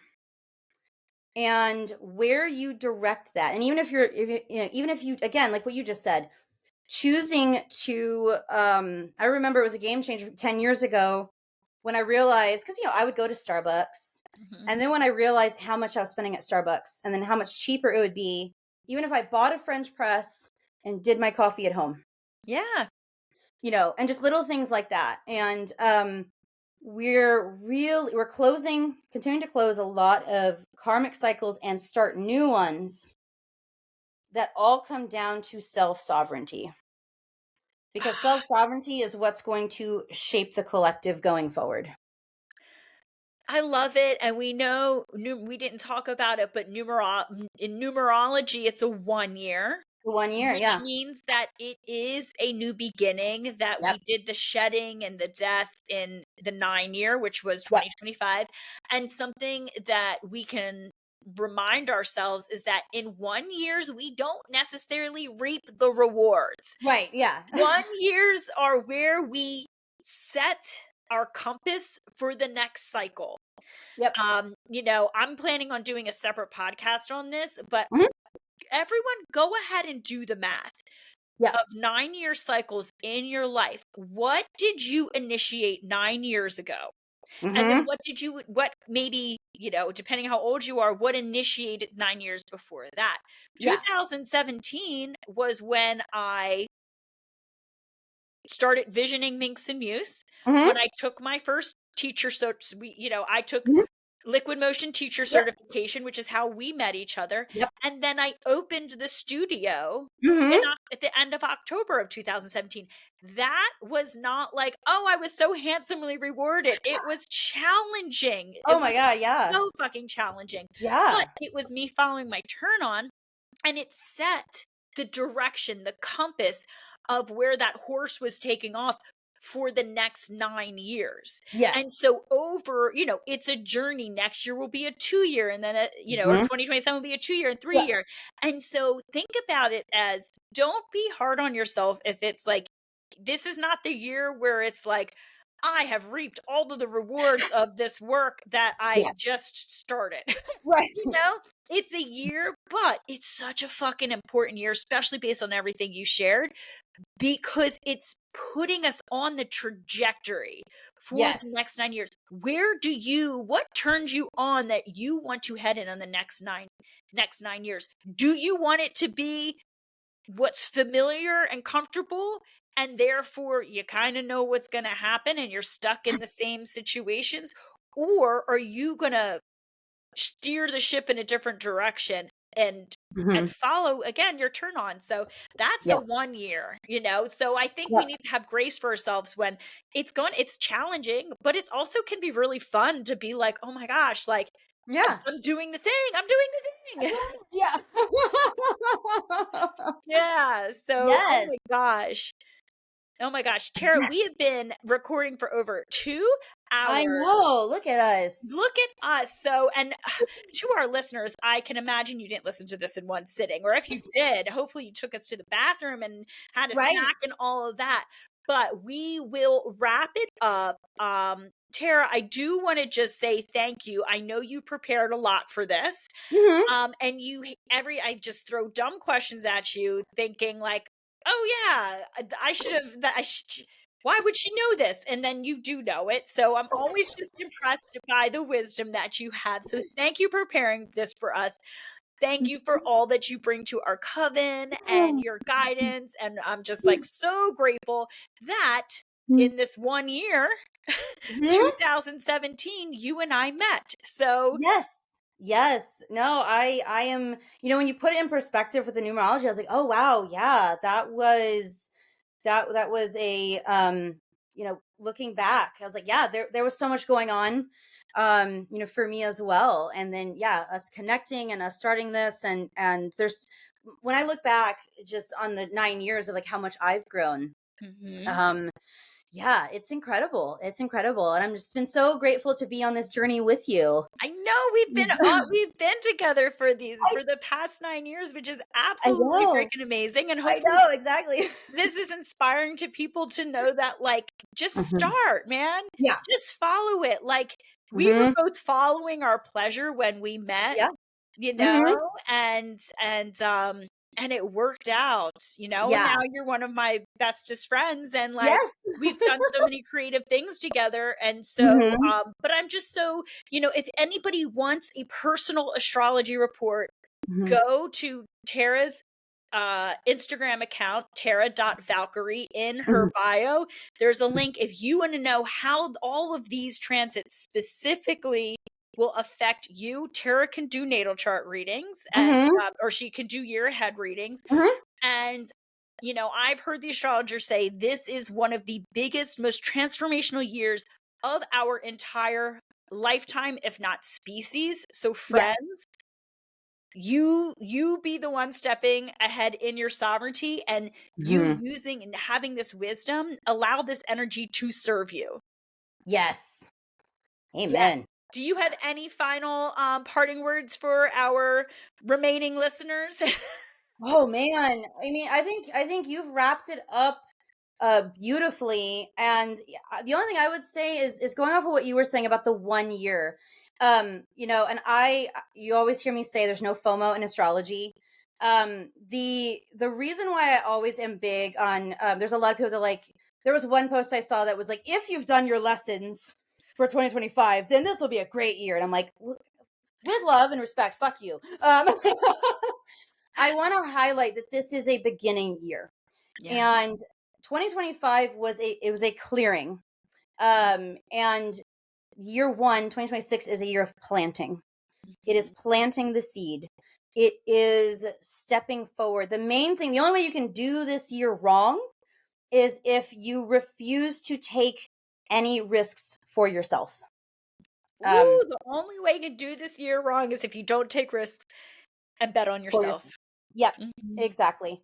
Exactly. So, yeah, I think we have a lot of change and upheaval going on. Change is inherently uncomfortable because it's new. Yet, we have all the tools. We have all the tools we need to thrive. And as long as we're connected to our self-sovereignty, we got this. Yes, and Mhm. join us over in the Esoerotic Multiverse if you want a community. It's a Mhm. virtual community where we do this dark feminine work together, from embodiment to magic to self-reflection to astrology to tarot to dance, energy work. If you would like a stabilizing community Mhm. to join to help guide you through it, we would love to have you all. Yeah. Oh, all right, Taylor. Well, thank you so much. This was wonderful. I Me love you. Take us out. too. Love yourselves, love each other, and happy stargazing. Hey. Bye, y'all. Thank you for joining. Follow me on Instagram at crimson.minx and visit esoerotic.com to learn to live more fully and unapologetically in your magnetic power, sensual pleasure, and unlimited creative potential.